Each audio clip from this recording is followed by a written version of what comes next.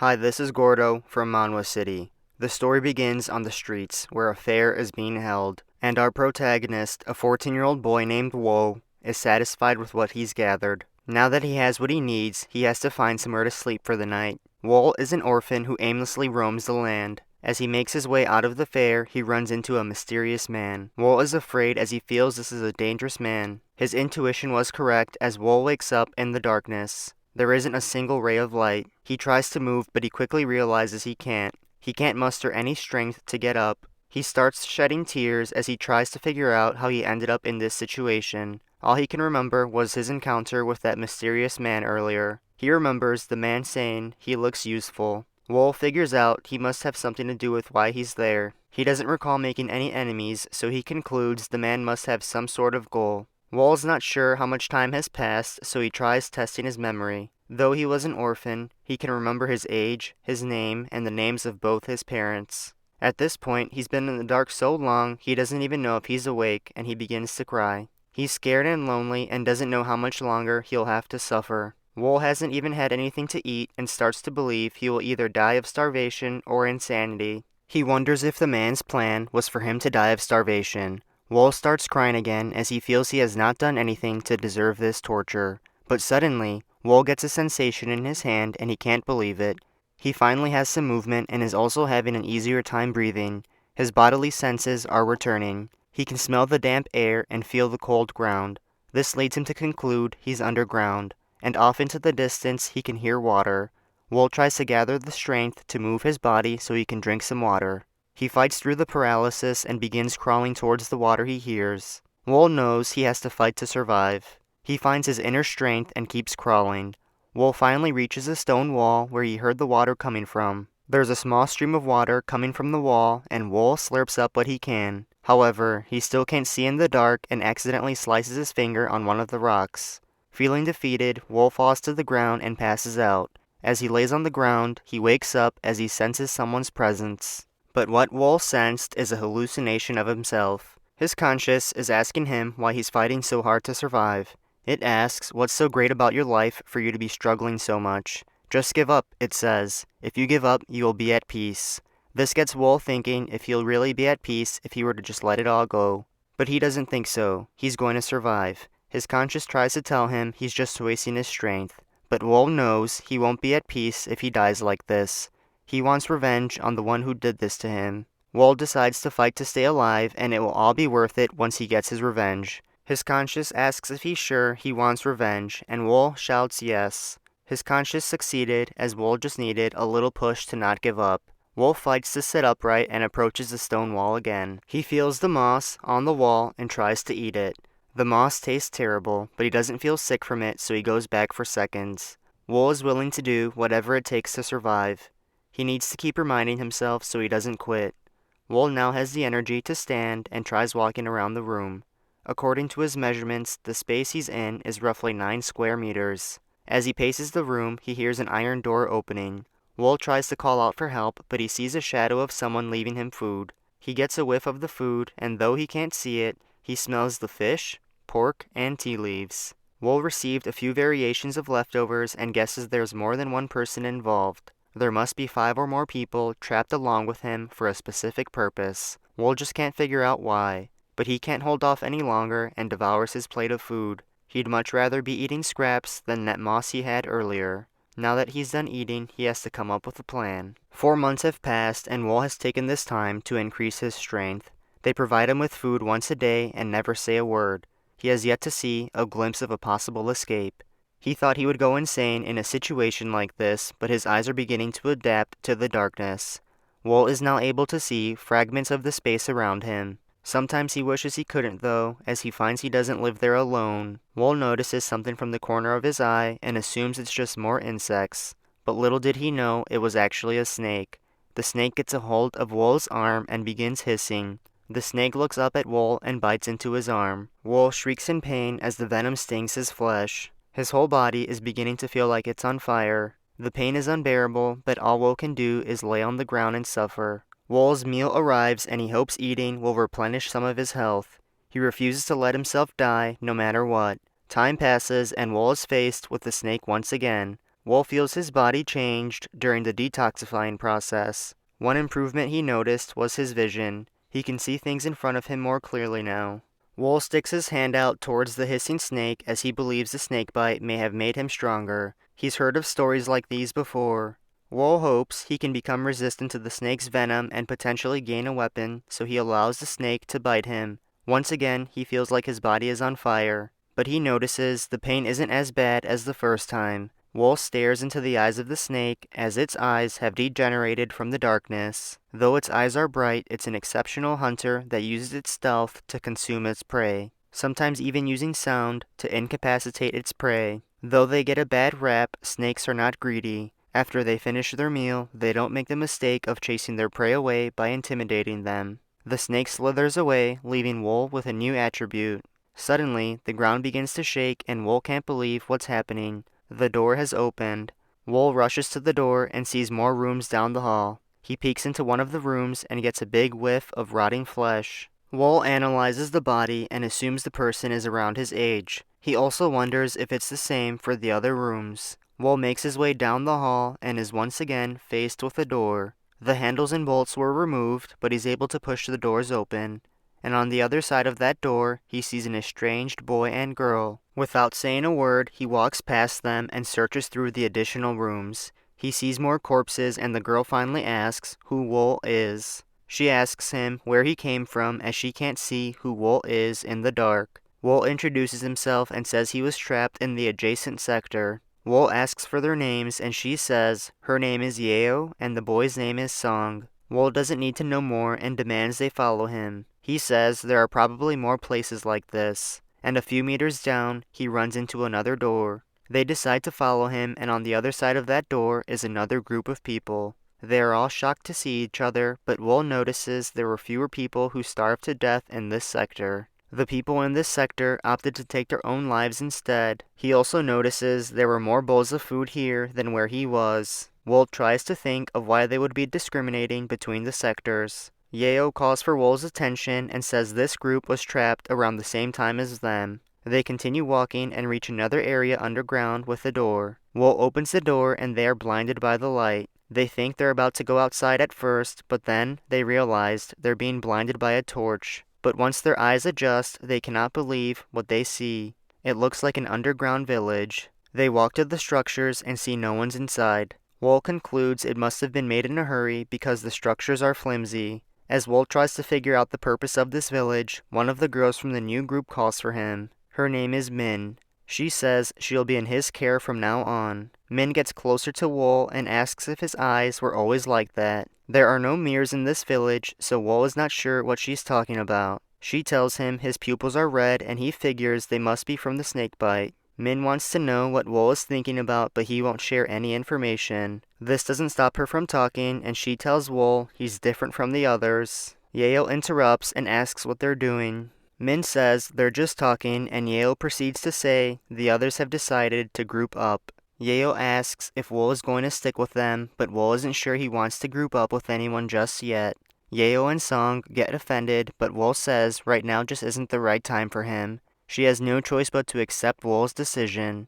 Min, on the other hand, is eager to join the group, but Wol knows they've been isolated for too long. There's no way their cognitive thinking is in the right place. Wol walks away and decides to just watch from afar. Watching from afar, Wol notices several cliques have already been formed.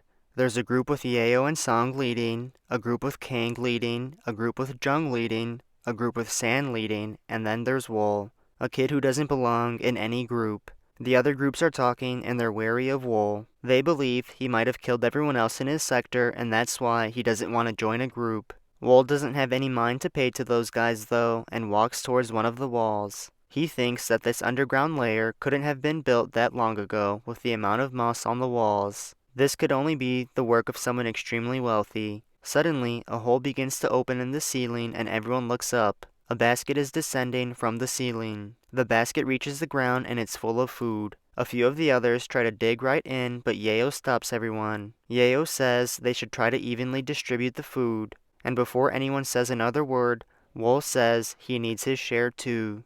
Wol reaches in for his share and Jung stops him. Jung says no one may take food from the basket without his permission. Little does he know he just made a big mistake. Wol pulls his hand back and gouges Jung's eyeballs. Everyone is in shock as Wol slams Jung to the ground. Wol dares Jung to say something to him again, but all Jung can do is scream in pain. Wol isn't backing down now and digs his fingers in deeper. If the others weren't afraid of Wol, they definitely are now. Yeo asks Wol nicely to let go of him, and at first Wol refuses, but Yeo promises that no one will touch his share of food. Wol gets up and stares down at Jung. Wol grabs his share of food and walks away. Time passes and Wol still watches from afar. As he's eating, he feels they're being tested right now and that they'll continue to be tested until the capturer's goals are met. Yeo approaches Wol and asks how he's been. Wol knows he has no friends here but tells Yeo he's been watching them. Wol knows how important Yeo is to the others. She eats the least after securing the most food for her group, and she stands out most among the other leaders. Yeo asks Wol if he still sleeps in his dark room alone. Wol has been, because he's trying to grow more tolerance to the venom. The snake bites are no longer painful to him. As he's talking to Yeo, the ceiling opens and here comes their meal. But when the basket drops, they're all confused. They've only been sent a small portion of food. Yeo can't believe it, but this is exactly what Wol was waiting for. It begins, he thinks to himself. The story continues and the lack of food has started a war. Mac is a boy who survived the final sector. He's a member of Yeo's group. He was the smallest of the group and pulled his weight through his sheer tenacity. But unfortunately, Mac was found lifeless. Yeo's group took the loss hard, but everyone knew he died because he was the weakest. Yeo and Song vowed to avenge Mac's death. They plan to do so in the same exact way. Wol knows the weakest of another group will be eliminated next. After Mac came a member from San's group. This was still just the beginning. Every night, someone was found lifeless. Someone from Yeo's group, someone from Jung's group, someone from San's group, and someone from Kang's group. All trust was gone and everyone became a savage. Meanwhile, Wol doesn't have to worry about the food shortage because he'll always have his secret moss. He still hasn't gotten used to the taste, but he's willing to do whatever it takes to survive. So far, the others haven't made their way to Wol's dark room. But this is about to change as Wol hears voices coming from down the hall. He senses at least 4 of them and he knows their intentions. No one walks through the dark for nothing. Jung and a few members from his group are plotting to eliminate Wol. Jung feels this is the perfect time to take revenge, but as they were walking, one of Jung's members felt a sharp pain in his leg. He falls to the ground as the snake slithers away. His body could not withstand the snake's venom and he passes away quickly. Jung gets angry and begins shouting for Wol. Wol sneaks up behind one of the members and puts him in a chokehold. Jung is even more furious now and commands Wol to let go of his friend. Wol contemplates whether or not it'd be a good idea to take his life for a second, but then he proceeds to snap his neck. Wol has eliminated all of Jung's men and Jung finally rushes at him. He comes up empty with every attack and loses Wol. Wol sneaks up behind him and says he won't be taking just one eye this time. Jung scampers a little bit but asks Wol to wait. He tries to negotiate with Wol and offers to join forces. This confuses Wol, but Jung argues Wol won't be able to survive much longer without him. Jung senses Wol doesn't like that offer and counters with agreeing to be his minion. Wol approaches him and says there's no way he could trust him. Jung tries to defend himself one last time, but Wol doesn't care. Wol crouches down and releases a huge uppercut on Jung. He proceeds to put Jung in a chokehold and he chokes him out. Wol says to himself the reason he took Jung's life is because he feels that he is still too weak. After Wol's encounter with Jung and his confidants, the rest of his group was disbanded. The other leaders knew it had to be Wol's doing. The leaders discuss and wonder how strong Wol could be. The one thing they know is they don't want to be his enemy. San continues to discuss with his group how far the problem has gone. There's no solving the distribution of food. People are killing to secure food. In the end, everyone has become a murderer. And they know, now that Wol has taken out Jung, no one will touch him. San turns to his group and orders them not to even think about doing anything to Wol. There's nothing more terrifying than someone with nothing to protect. San's group understands his reasoning. Then, another member of the group comes running. He says 2 kids from Yeo's group have been banished and they have a potato. The boy says they have to hurry before they eat it. San can't believe what they're about to do for a potato, but he tells everyone to get ready. San and his group head over to the red house and see the pair with their potato. The group can't wait to move in as they are apparently willing to do anything for a potato. San orders them to attack. The pair sees the group rushing at them and they try to run, but something feels off to San. With their position, they're at a disadvantage. One of the kids holding the potato sends out a signal by whistling, and out come the members from Yao's group to attack. San shouts for his group as they get whacked. San tries to get his group to retreat as they have fallen into a trap, but behind San are more members rushing in on him. San is circled and out comes Yao and Song. They know they have the potential to reduce the amount of mouths to feed right now. San begs they spare his life at least. Yao says she'd like to, but they can't afford that much food. San gets worried and Yao says he would have done the same if he were in her position. Yao turns away and orders her team to eliminate them all. As she walks away, she looks up and sees Wol still watching from afar. Wol has learned some of Yao's tactics. Battles using terrain, various shortcuts and tricks, and building placements which make infiltration impossible as long as there is competent security. Yao just used this area exactly how those who made it intended it to be used. Wol believes they're trying to use them in a terrain like this someday. And if there's a large house like this, that means this is the manor of a large clan of a very influential figure. The consequences will be massive if they attack this place recklessly. Wol concludes that's why they're using them. They are tools they can throw away after using once. They were thrown into hell and their nature has been demolished. They are being raised to be assassins. After eliminating San and his group, members from Yao's group are rejoicing. They are happy to be on Yao's team, and Yao believes no one would dare mess with them now. But from afar, Min is upset. She's upset everyone has gotten so used to murder. Min doesn't understand how they could eat so freely with blood on their hands. Meanwhile, the ceiling begins to open up. Everyone is surprised as this delivery is a little earlier than usual. Yao orders her group to secure as much food as possible. She's ecstatic as she feels they will finally have enough food to fill their stomachs. But she notices Wol from the corner of her eye. He's not as excited as everyone else and seems wary of something. And when Yao looks back, she sees why Wol had that look on his face. Instead of a basket of food, masked men have jumped down from the hole. Everyone's confused for a second, but then the masked men immediately start beating them. As everyone's getting beat, Wol lays down and takes cover. He decides not to make a move because he doesn't want to draw attention to himself. Wol then notices the real ones that are commanding the masked men. The real ones halt the beating and the leader introduces himself as the first sword. He announces to the kids that their lives are now in his hands and there are no exceptions. One of Yao's members tries to protest and instantly suffers the consequences. Wol grimaces as he knows things are about to change. Later on, the real ones are meeting behind closed doors in the village. They are discussing curse poison. When you place poisonous organisms into one jar, they will eat each other until only one remains. The last one remaining possesses the most potent poison. The real ones are trying to figure out the child in the group with the most potent poison.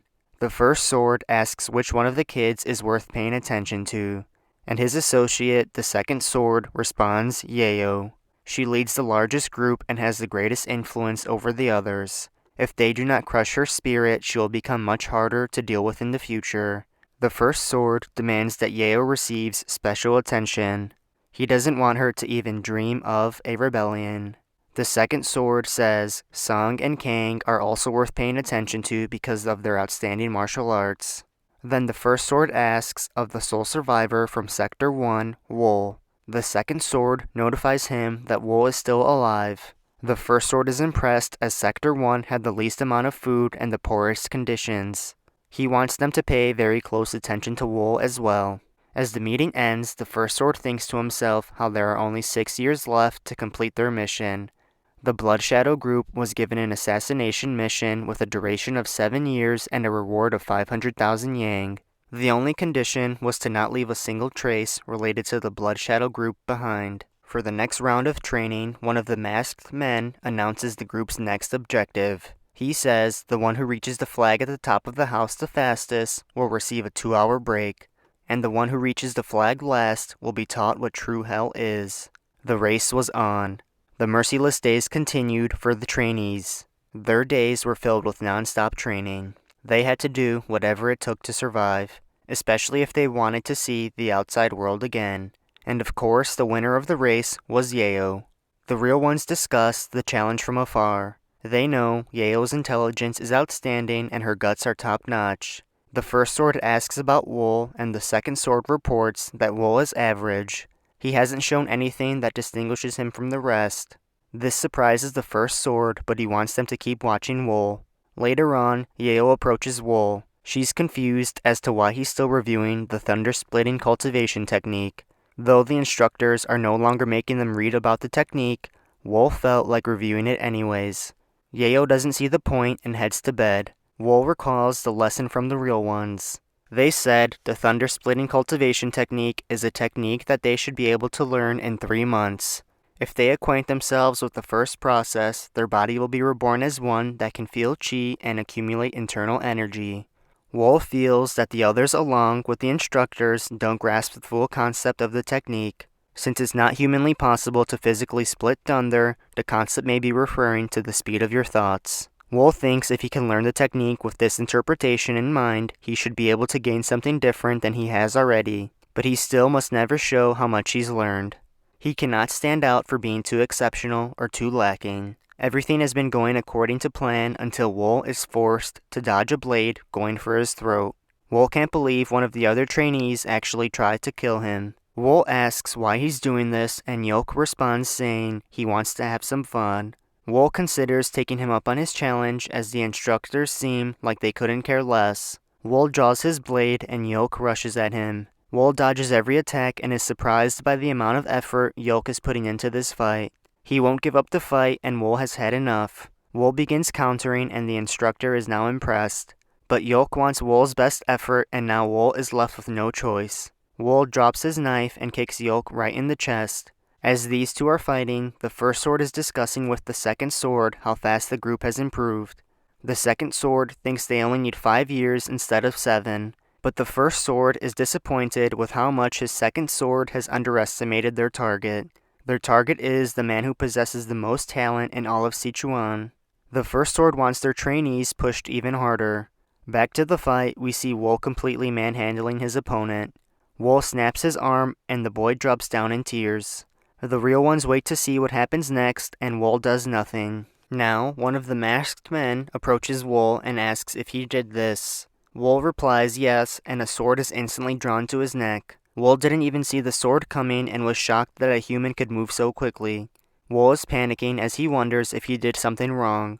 But the masked man pulls his sword back and says to Wol, an assassin must never leave a trace behind under any circumstance. Leaving a trace by breaking an arm like that is nothing more than letting your opponent know of your identity. He wants Wol to keep this in mind for the future. Wol lets out a huge sigh of relief as the masked man walks away. 6 years later, one of the masked men is walking through the village. He's looking for the trainees as their objective is to hide from him. He spots one and warns him that he'd be dead if this were real. He moves on to search for more. The trainer knows no matter how much they've learned, an inexperienced assassin's turtle-breathing technique is bound to be noticeable. He easily spots another, and that's another failed test. He continues walking as his goal is to find the last person in this zone. The masked man scans the area, but he can't find anyone. He feels someone may have made a mistake and said there was an extra person in this test. He calls for someone to come out if anyone remains. And to his surprise, right next to him is Wol. Wol has clearly passed this test and asks for a break. Wol is granted his break, but the trainer is still in disbelief. Wol returns to the house and finds Yeo and the others. Yoke is excited to see him and asks what he's doing there. Wol is annoyed by the different faces Yoke makes and tells him he's going to forget what his real face looks like one day. Yoke says it doesn't matter as they'll never leave this place anyways. But Yeo interrupts and says the quality of the food has been getting better. She believes they'll be given their mission soon. The story continues and we see the first sword exhausted and maskless. He thinks about the progress that has been made in the last 6 years in the cave. They've raised 30 out of 300 people into assassins, and they could probably take his life at any point with how well they've been trained. He feels his death is approaching and gets emotional. Then, through the door, come the second and third sword. They ask the first sword why he has his mask off. He says it has become too constraining after 6 years and allows them to remove their masks as well. They gather at the table and rejoice over how their time in the cave is coming to an end. The first sword then asks for an update on the performance of the trainees. The second sword reports that they have exceeded expectations. Some are even stronger than the instructors. He says it's too much of a waste to throw them away after one use. But the first sword says they have no choice, that was one of the mission's conditions. He wants to begin the final stage and places 3 journals on the table. They gather the trainees and announce that 3 of them must learn this martial art technique and the other 27 must assassinate the 3 that have learned the technique. This sends uncertainty through the group. The masked men announce this is their final training. Once this training is completed, they will not force any more until they leave this place. The group questions if this is really true, and Wol thinks hard about his next move. The ones who learn that martial art will have a target on their backs, and that technique is probably so much more advanced than what they've already learned. He gets greedy and is the first to volunteer. Yeo is shocked and asks Wol if he really wants to be the scapegoat. Wol replies and says only time will tell if he's a scapegoat or a wolf. Yeo warns Wol to be careful as he's now everyone's main target. Time passes and we see the second of the 3 to learn the martial art go down. After Wol elected to learn the technique, no one else volunteered and the group was forced to draw lots. Song feels bad about what he just had to do, but he had no choice. Wol is the only survivor left out of the 3 that had to learn the technique. Song returns to the others and Min asks about Wol. It's been a while since they've seen him and wonder if he escaped outside. Yeo doubts it and says the last she saw Wol was when they were training together a few days ago. Yok suggests taking out the instructors as that may be easier than eliminating Wol. Song agrees but believes the real ones may have placed some sort of restriction on them. Yeo says they can worry about restrictions later and need to focus on finding Wol first. They head out of the cave and watching them the whole time was Wol. He's surprised to hear that they thought about going after the instructors instead of him. Wol realizes the instructors may be pursuing the others and there's no way they didn't monitor that conversation. He thinks now is his chance to find the objective of the real ones. Wol makes his way to the base of the real ones. The base is heavily guarded, but it's not something Wol can't get through. Wol knows that if he combines the turtle breathing technique with the thunder splitting technique, he can move while erasing his presence. Wol walks right past the guards without any issue. He reaches the deepest point of the base and assumes that what he needs is in this room. Wol opens the door and walks right in. He begins searching for any clues to discover any secrets. Then, he finds a golden tube. He unrolls the scroll and finds the terms to their mission. They are to assassinate Wu Gunsang within 7 years for a reward of 500,000 yang. He is shocked and wonders how great Wu Gunsang could be for them to raise assassins for 7 years. He wants to know how taking the lives of 270 people is worth this man's 1 life. Wol then hears someone coming and knows he has to leave quickly. The first sword is making his way down the hall quickly. As soon as the first sword barges in, he can tell someone was in the room. Wol tried his best to clean up, but it was sloppy. The second and third sword enter the base and run into the first sword. The first sword says someone has infiltrated their base and they must find them before they escape. They try to think of who could have done this, but then they realize that no one is as gifted as Wol. But they are clueless and don't even know Wol is hiding right above them. They are astonished that Wol would have the guts to infiltrate their base when everyone else is after him. They discuss punishing Wol but are afraid of a possible rebellion. The first sword says he has no choice but to use the hell flute. The second sword is shocked and says that's supposed to be a last resort restriction. The first sword asks if they are on board with the plan and the second and third sword agree. Shortly after, the first sword stands at the edge of the cliff. The trainees have no idea what's about to happen as they are still searching for Wol.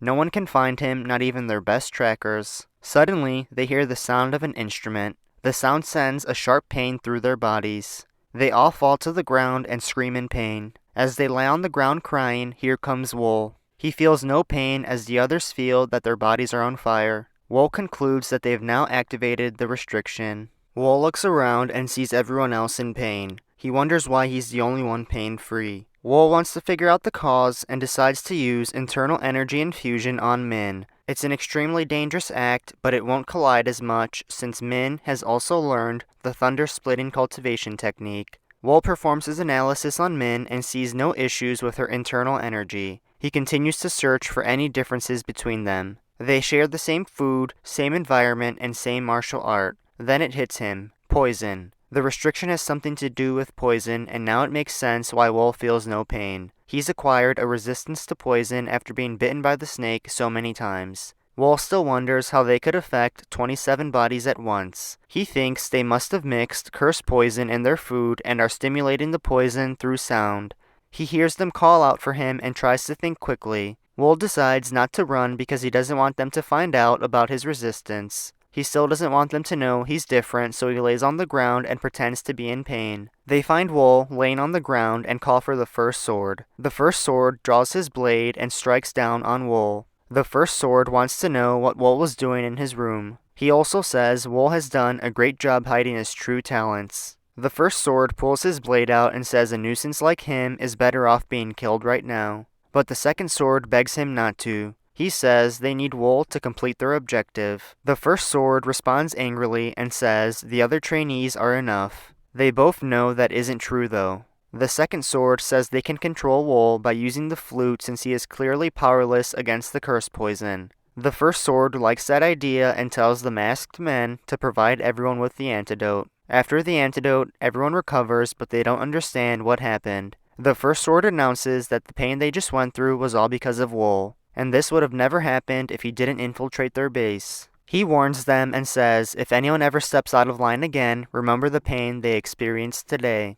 Later on, we see Wol reflecting on the events that transpired. He recalls the real ones, believing he was powerless against the poison. He is satisfied the snake venom subdued the curse poison and allowed him to avoid the restriction. But once again, Wol hears footsteps down the hall. Min and the others are looking for Wol. Yeo can't believe Wol spends his time in a disgusting place like this training. Yeo thinks Wol has no choice but to seclude himself, especially after the real ones put all the blame on him. Yok gets impatient and cries out for Wol. Wol appears out of nowhere and asks why they're looking for him. Wol has scared them all and he asks again. Yeo says they just wanted to talk. She wants to know about the restriction. Yeo knows that Wol knows about the restriction and says he wasn't there when everyone else collapsed. But when everyone regained their senses, he was there right beside them. And that means Wol appeared after the restriction was activated. Yeo was able to put together that the restriction had little to no effect on Wol. Then, Min remembers when she was in pain, she was able to endure it because someone infused internal energy into her.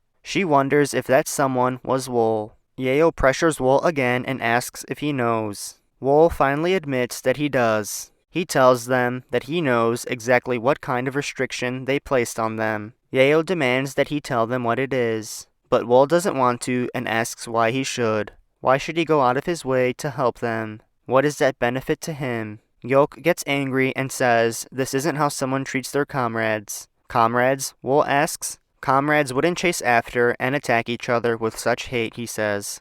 Yok sees Wol's perspective and swears from now on they can be comrades. No matter what happens, he will always consider him to be a friend. Everyone sees right through that and Wol says he's gotta do more to earn his trust. Yok applauds Wol's attempt to silk masks and says Wol would only benefit from having a friend like him. He invites him to the public floral performance troupe if they ever regain their freedom again. This way, Yok will be able to help him at least a little. Yeo jumps in and says she'll also consider Wol a friend if he helps. She also adds that everyone in her group will never show him hostility. Min, feeling left out, says she will never betray Wol. Feeling fed up with all these lies, Wol spits out that the restriction is curse poison. They ask for clarification. Wol says they were all poisoned by curse poison. It's a type of poisonous organism. It normally lays dormant in their bodies, but it releases poison in response to the sound waves of the hell flute. The poison flows through their blood vessels and attacks their internal organs. Yeo then asks how Wol could withstand the poison. Wol says he's normally resistant to poison, so it doesn't have a strong impact on him. He says he's told them everything they need to know and they can figure out how to remove the curse poison on their own. Wol doesn't want to give them the full truth as that could create countless variables. Yeo thanks him for the information and says he can come to her if he ever needs anything. Wol says he may take her up on that one day, and they turn away. But Min catches Wol and tells him her real name is Lee Sol Min. Wol doesn't understand why he needs to know that, but she says she just wants him to remember it. Later on, the first sword announces that they will be leaving the cave today. The trainees are happy to hear that, but they're still not sure if that's true. The first sword calls for Yeo and tells her she's responsible for leading the others outside. She understands her mission and the basket descends from the ceiling. As the real ones leave, they wonder how many of their trainees will survive. They train them well, but their target is a martial artist with the highest level of talent in the Janghu. The first sword is relieved though, as his job is now done and he can retire. The real ones make it outside and the trainees are ecstatic. This is the day they've waited so long for. Yeo takes charge and begins constructing their exit. Wol is relieved but still feels it's too good to be true. Yeo approaches Wol and asks him if he's ready for their mission. He says he is and asks about the curse poison. Yeo says they were detoxified because Min apparently knew a lot about poison. Most of the others have finally left and Yeo says it's their turn to go. The basket drops one last time and they get on.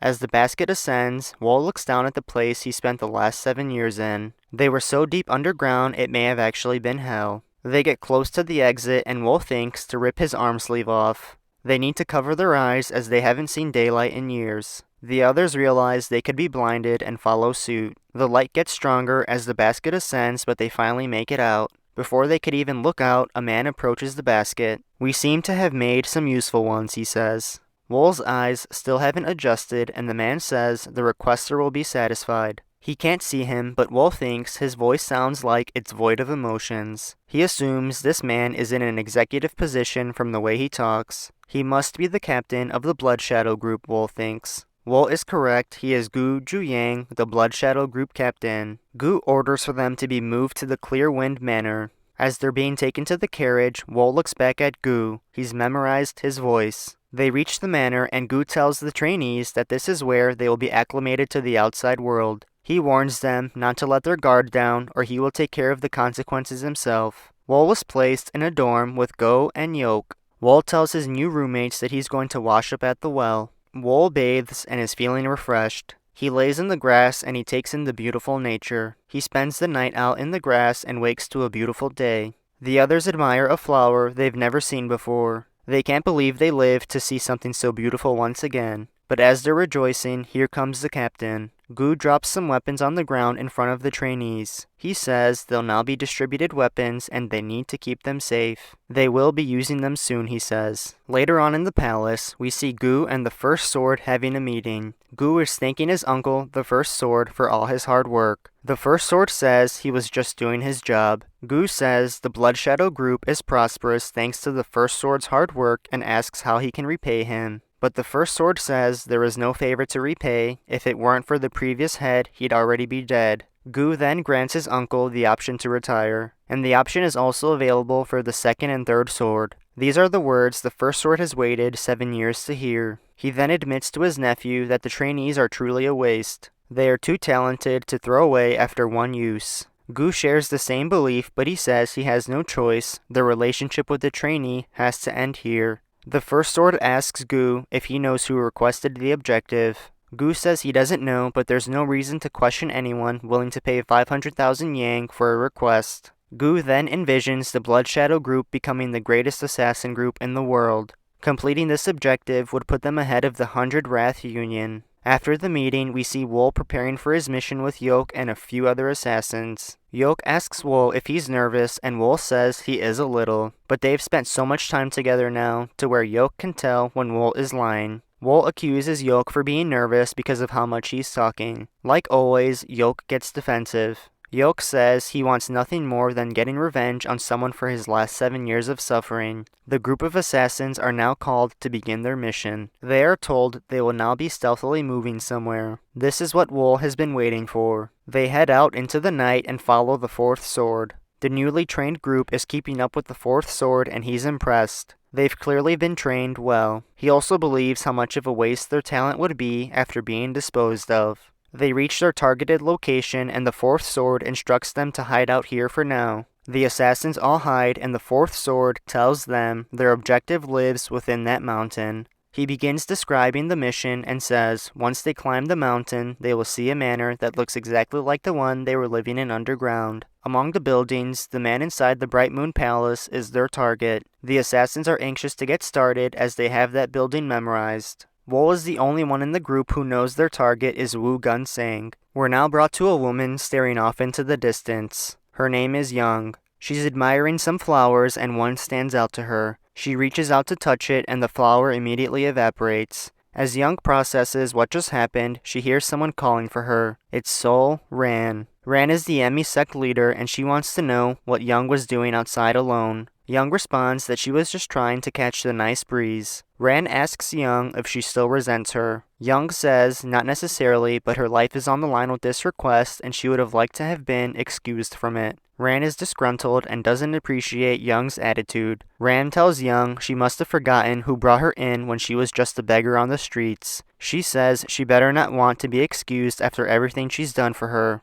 Young apologizes and doesn't want Ran to be upset as it's bad for her health. Ran says if they don't receive an answer today, they will carry out their initial plan. Young agrees as she's always ready to follow her master. As the conversation ends, a messenger comes running with news. The messenger tells Ran that they have accepted the proposal. This is great news for the sect, and Ran tells Young the fate of their sect now rides on her performance. Young assures Ran that she has nothing to worry about. Ran thinks to herself how disappointed she is that she has to waste a talent like Young as a political tool instead of her successor. The messenger asks Ran what they should do regarding the other matter. Ran asks if she's referring to the objective for 500,000 Yang. Only time will tell what Ran has in store for the Blood Shadow group. We now see Wol waking up and wondering if it's still morning. He knows the mission will be carried out at night, so they still have some time left. He lays back down to rest, but something doesn't feel right to him. Suddenly, a spear drops down and strikes one of the other assassins. Wol is in shock as him and the other assassins are under attack. The story continues and we see a monk named Yu spiking his spear into the ground. He's trying to figure out if something is there. Yu pulls his spear out of the ground and his suspicions were correct. He's discovered that assassins are hiding around the mountain. Yu looks to his men and says,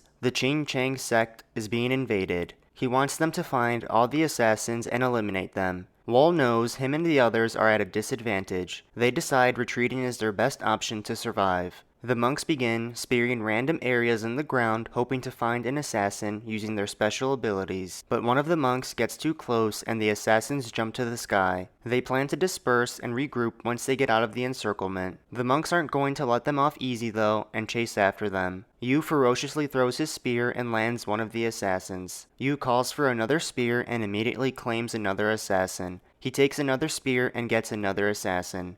This is almost too easy for Yu. Wol's partners are dropping like flies, and Wol is the only assassin left now. Yu takes his last throw, and it's heading right for Wol. Wol catches the spear and fires it right back. The spear blows past the other monks, and it's heading right for Yu. As the monks turn to watch the spear fly past them, Wol takes this as his opportunity to attack the group of monks closest to him. And the spear is heading to Yu so fast, it just grazes his ear. This infuriates Yu, and he wants them to hunt Wol down until he's lifeless. Wol is really outnumbered now, without his partners, and decides it will be best to run away. As Wol runs for his life, he tries to figure out how the monks knew they were hiding out. He believes someone may have leaked the information, but he's the only one who knew who their target was, so it could have been the fourth sword or one of his subordinates. They retreated before they were ambushed. The monks catch up to Wol and hurt him with the spear. Wol goes down, but he fights to get back up. He didn't spend 6 years underground to lose his life like this. Wol wonders if there was conflict in the Blood Shadow group or if the requester just changed their mind.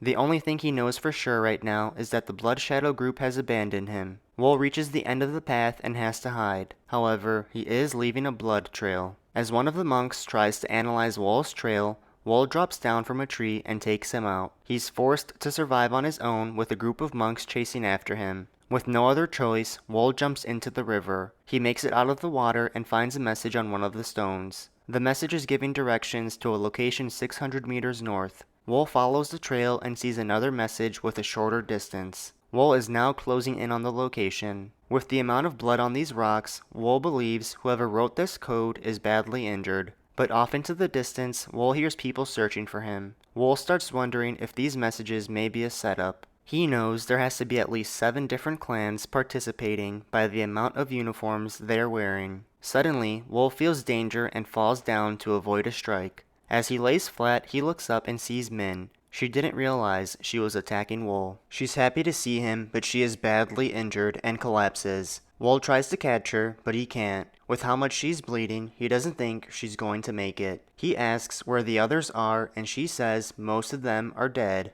Wol asks about Yeo and Song, but Min says she doesn't know what happened to them because they all dispersed. She recalls them taking charge and ordering their group to run while they fight. They were leaders until the very end. Wol gets emotional as his friends are losing their lives. Wol lays Min down and tells her she is going to pass away shortly. She knows, but she is happy she at least won't die alone. Wol asks her if she's scared to die, and he also asks her if she wants to live. Min says she wants to live and asks if Wol can save her. He says he can't, and Min says that's why she's giving up. She knows her body is in rough shape. Min is just glad she won't have to die alone. She asks Wol if he will stay with her to the end. Holding back his tears, he says he will. Min proceeds to say, after everything they went through to survive, it's hard to believe this is how it ends. She wants to know who did this to them and why anyone would do this. She hopes whoever did this to them feels the pain she feels right now. Wol tells Min it was because of Wu Gunsang.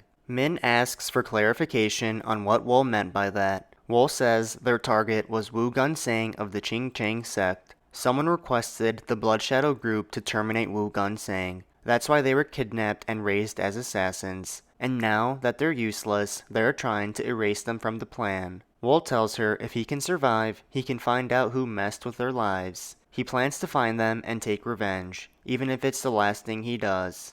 Min can barely understand as she senses the end coming. She tells Wol that she wants him to survive. For her dying wish, she wants Wol to say her name. Her full name. He grants her wish and she thanks him. Min just wanted to hear Wol call her name before she left. As Min's spirit leaves her body, Wol promises to get revenge on whoever did this to them. Back at the palace, we see Gu reading a message. The fourth sword reports to Gu that the assassins will not be able to escape. As Gu reads the message, he says, now it's truly a waste to throw the assassins away after all that time. The assassins won't even be able to be used because Gu has received a message saying their objective is now void.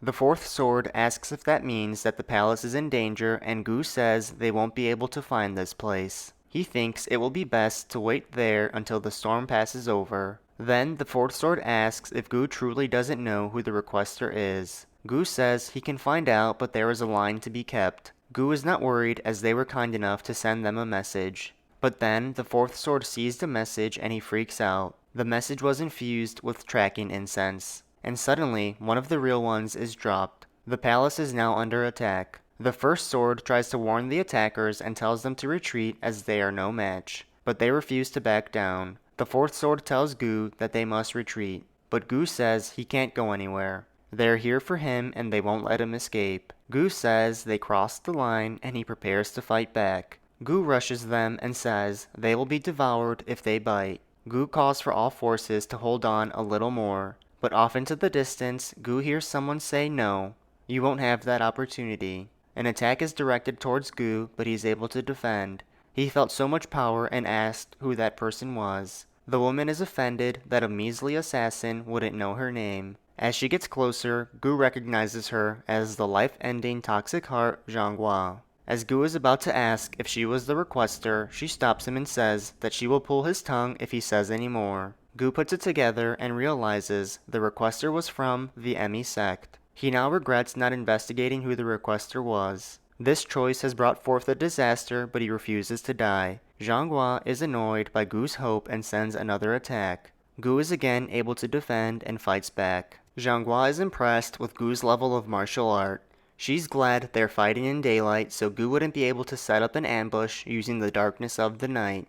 She knows she has to finish him and everyone else in the Blood Shadow group. Zhanghua sends one final blast on Gu and he can't defend that one. He knows he's going to die and fears this is the end of the Blood Shadow group. He reflects on the hard work he put into this group to rival the 100 Wrath Union, and this inspires him to keep fighting. He attacks Zhanghua again, but then suddenly a third party joins in. He knows he's in trouble and he can no longer withstand the attack. Down goes Gu and the assassins cry out for their captain before getting speared. Zhanghua turns to her master, Ran, and greets her. Ran can't believe they had such a hard time finishing these measly assassins. Zhanghua apologizes and says they fought back harder than expected. Gu cries out for Ran and asks how she could do this to him after requesting his group. Gu continues to cry and accuses Ran of betrayal, but Ran has heard enough and quickly puts an end to Gu. Ran acts confused like she had no idea what Gu was talking about and orders for her group to finish the rest. Next to go down is the First Sword. He drops to the ground yelling mcityrevenge.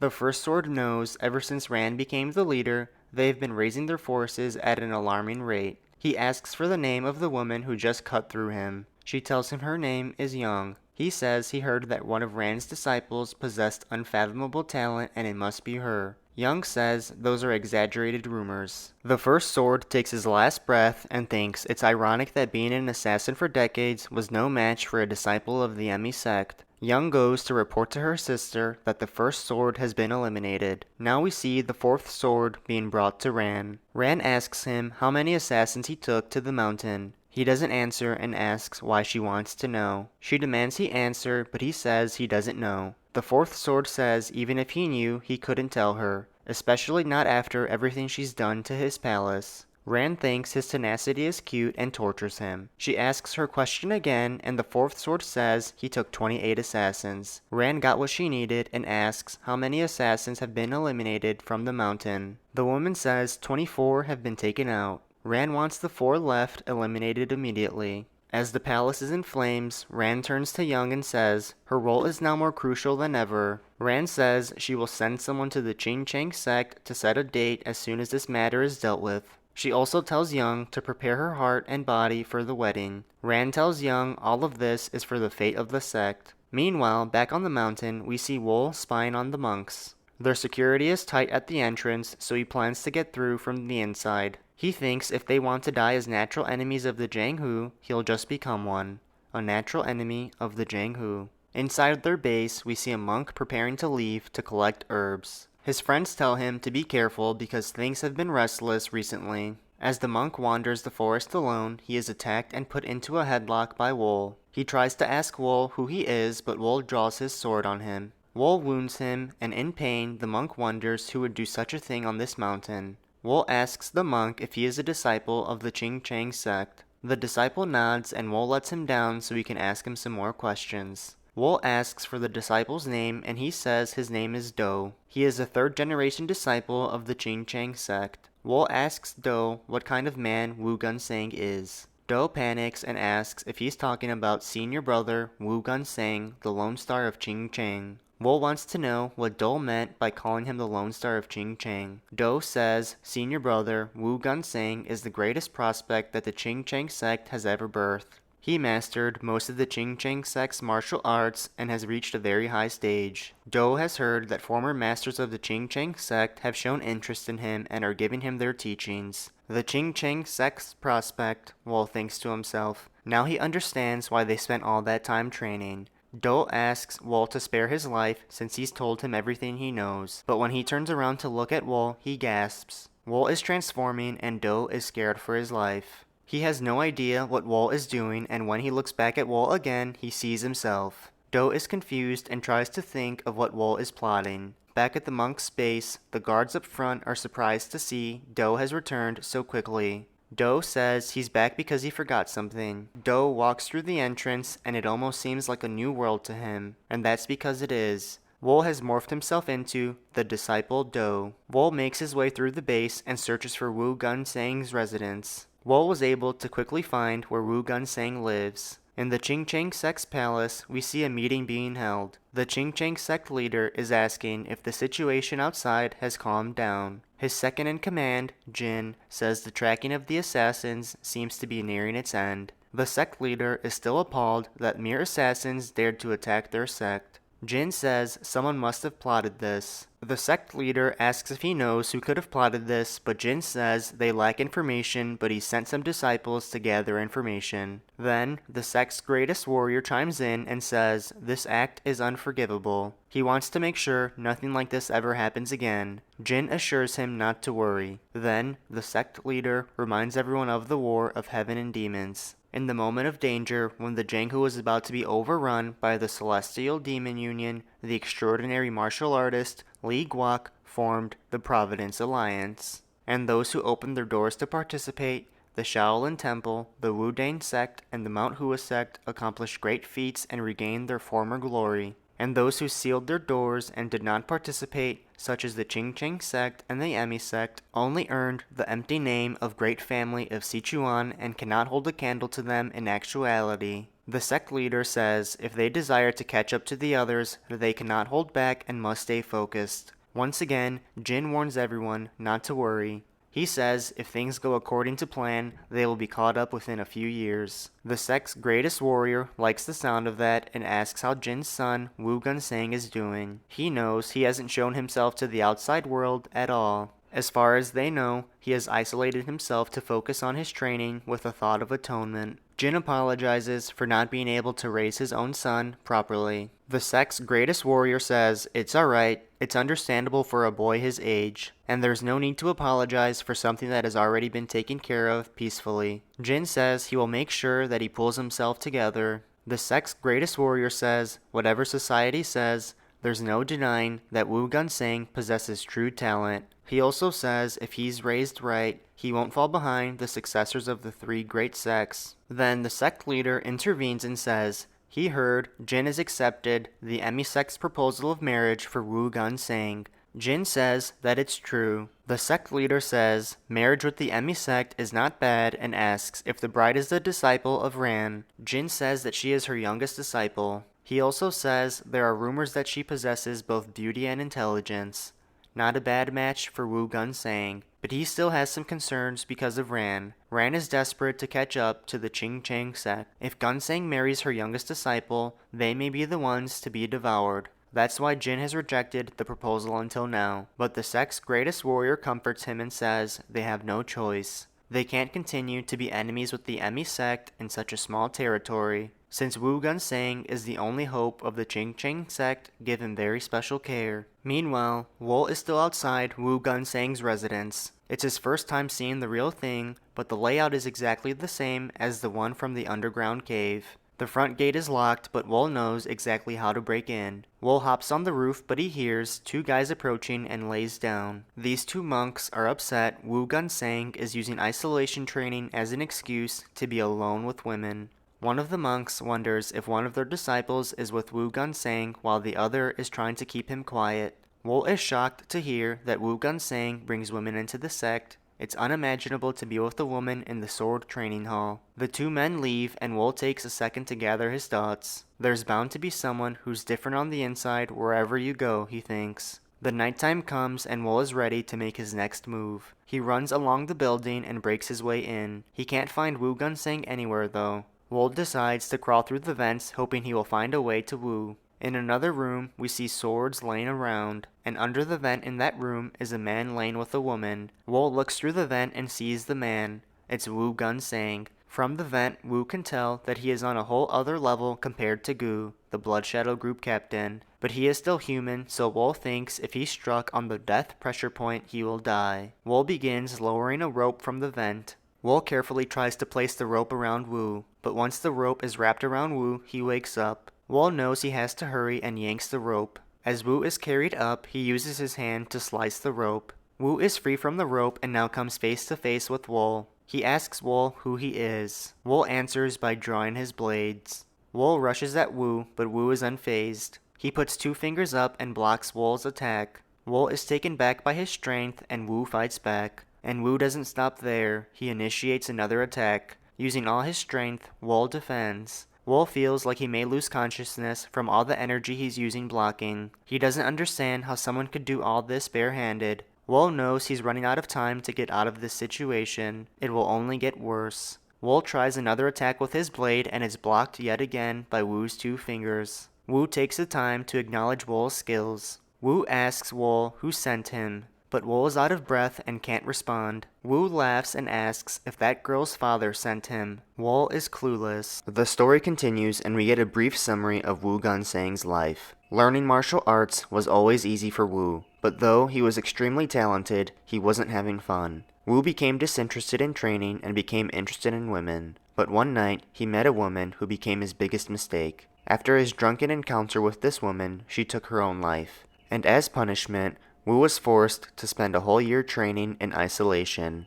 Now, Woo is face to face with Wol, who has spent most of his life training to kill him. But Woo thinks Wol was sent by that girl's father to avenge her death. Wol has no idea what Woo is talking about and can only focus on how overwhelming he is. Every ounce of energy seeping out of Woo is intense and terrifying. It almost seems as if he's made of thousands of blades. Woo rushes Wol and attacks. Wol is using a ton of energy just blocking Woo's attacks. Wol is able to sneak in a kick, and his tricks are really annoying Woo. Woo counters Wol and sends him to the ground, hoping to deal the final blow. Wol is able to dodge the attack and he runs for a blade. Wol fires the blade at Woo, but it's blocked. Everything Wol does is blocked, but he has no choice but to keep attacking. Wol's attacks are blocked yet again, and Woo reveals the Ching Chang's secret technique, 72 sword waves. Wol knows he's in trouble, so as Woo is rushing towards him, Wol grabs the woman Woo was with to shield him. Woo is annoyed yet again, so he attempts to strike Wol with his sword.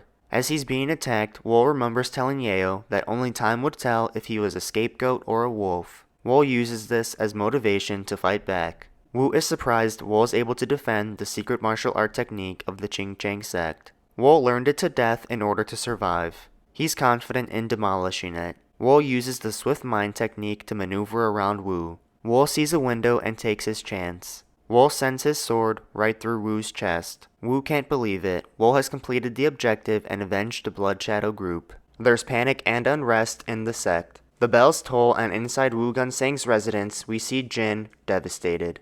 He doesn't understand how something like this could happen. Then, the sect's greatest warrior realizes something. He tells the sect leader that they need to dispose of that girl. The sect leader questions how he could suggest disposing of a disciple of the sect. The sect's greatest warrior says, Woo Gunsang's reputation is on the line. If word got out that he was with a girl during isolation training, his reputation would hit rock bottom, as well as theirs. This idea is upsetting to the sect leader. The sect's greatest warrior sees that and says, what's done is done. He says, since Woo Gunsang is dead, our sect's reputation will collapse if nothing is done. He thinks there must have been someone who hired the assassin, someone that would benefit from the fall of Woo Gunsang and the Ching Chang sect. The sect's greatest warrior says they must not let that happen no matter what. But as the sect leader thinks how to respond, they are interrupted by their brothers. They say they cannot. No matter how important the sect's reputation is, it's not as important as a human life. The sect's greatest warrior says, at this rate, forget catching up to the Shaolin or the Wu Dang. Our gap will only widen and we will be reduced to some mere sect. And as they ponder over that statement, Jin gets up with his son's sword. He begins walking and approaches the disciple. He says, as a disciple of our sect, I'm sure you understand. The disciple cries and Jin says, you should have helped him. The disciple begs Jin to spare her life, but it's too late. The sect leader runs to Jin and asks, what have you done? Jin says he had no choice. Woo wasn't just the hope of the Ching Chang sect, he was his everything. He can't just stand by and watch as his reputation crumbles. Jin says he will accept any punishment for his actions. Now, at the Emi sect, Ran receives a message. She cannot believe that an assassin actually killed Woo Gunsang.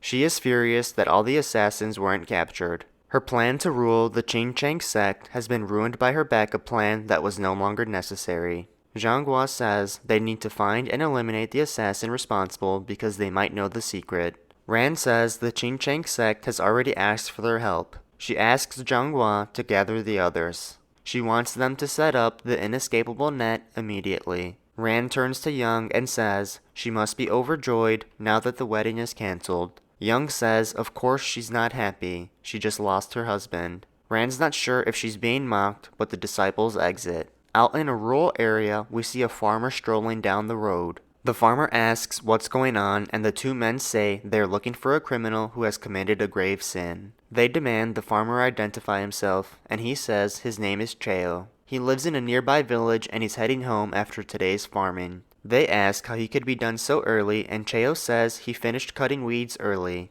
They decide to let Cheo pass, but as he walks by, one of the men notices something off. He stops Cheo and asks how he could be so clean after farming. If you cut weeds, there must be some sort of trace, especially on the sickle. The farmer gets nervous and the men accuse him of being the assassin that Ran said killed Wu Gunsang. They fire off a signal and call for backup.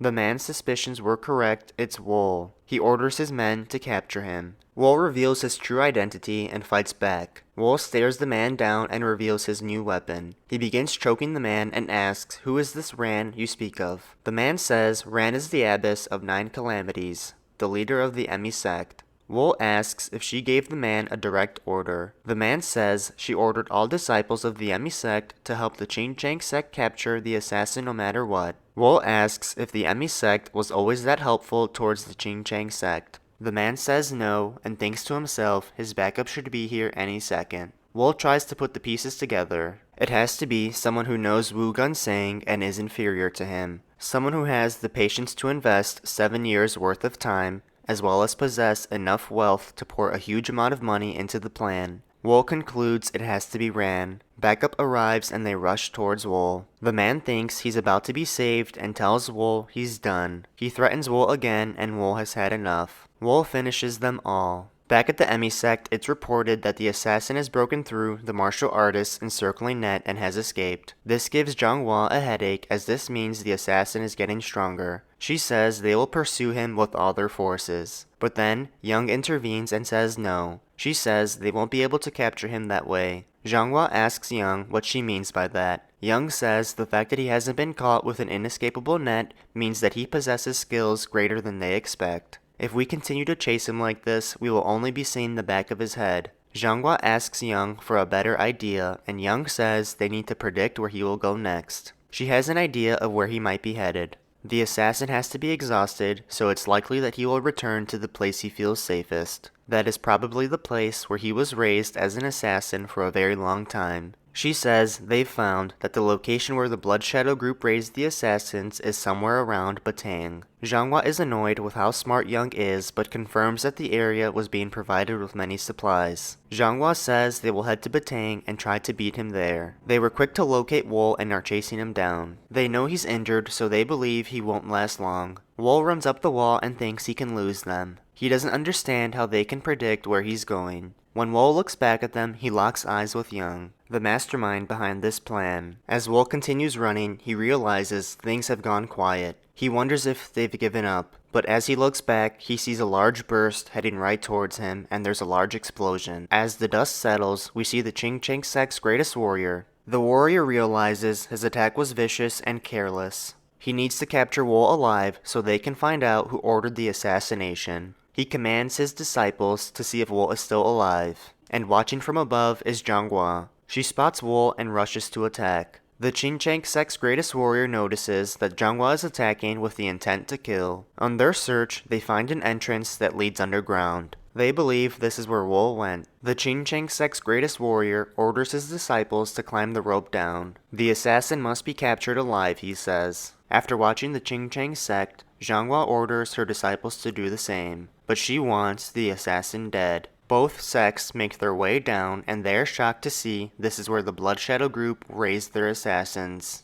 Then, the Ching-Chang sect's greatest warrior makes another shocking discovery. He sees an exact replica of the Ching-Chang sect. Zhanghua notices the building too and gets nervous. A Ching-Chang sect disciple also notices and gets angry. He tells his master they must not let this slide. The Ching-Chang sect's greatest warrior knows this means Wu Gunsang's assassination has been planned for a long time, and it's impossible to maintain such a facility without someone's assistance. He believes there had to have been someone protecting them. Zhanghua watches and is speechless. The warrior begins laughing and tells his disciples that capturing the assassin is their main priority right now. He reiterates that he must be captured alive. The disciples understand his terms and begin their journey. Zhanghua approaches the warrior and says she will command her disciples to do the same. The warrior also tells her to capture him alive. He says you can do whatever you want to him, but he must be captured alive. Zhanghua nervously accepts his request. As she walks away, he says if the assassin loses his life, he will be very upset. Someone has clearly looked down on our sect. He plans to hunt them down, even if the perpetrators are one of the 5 great sects.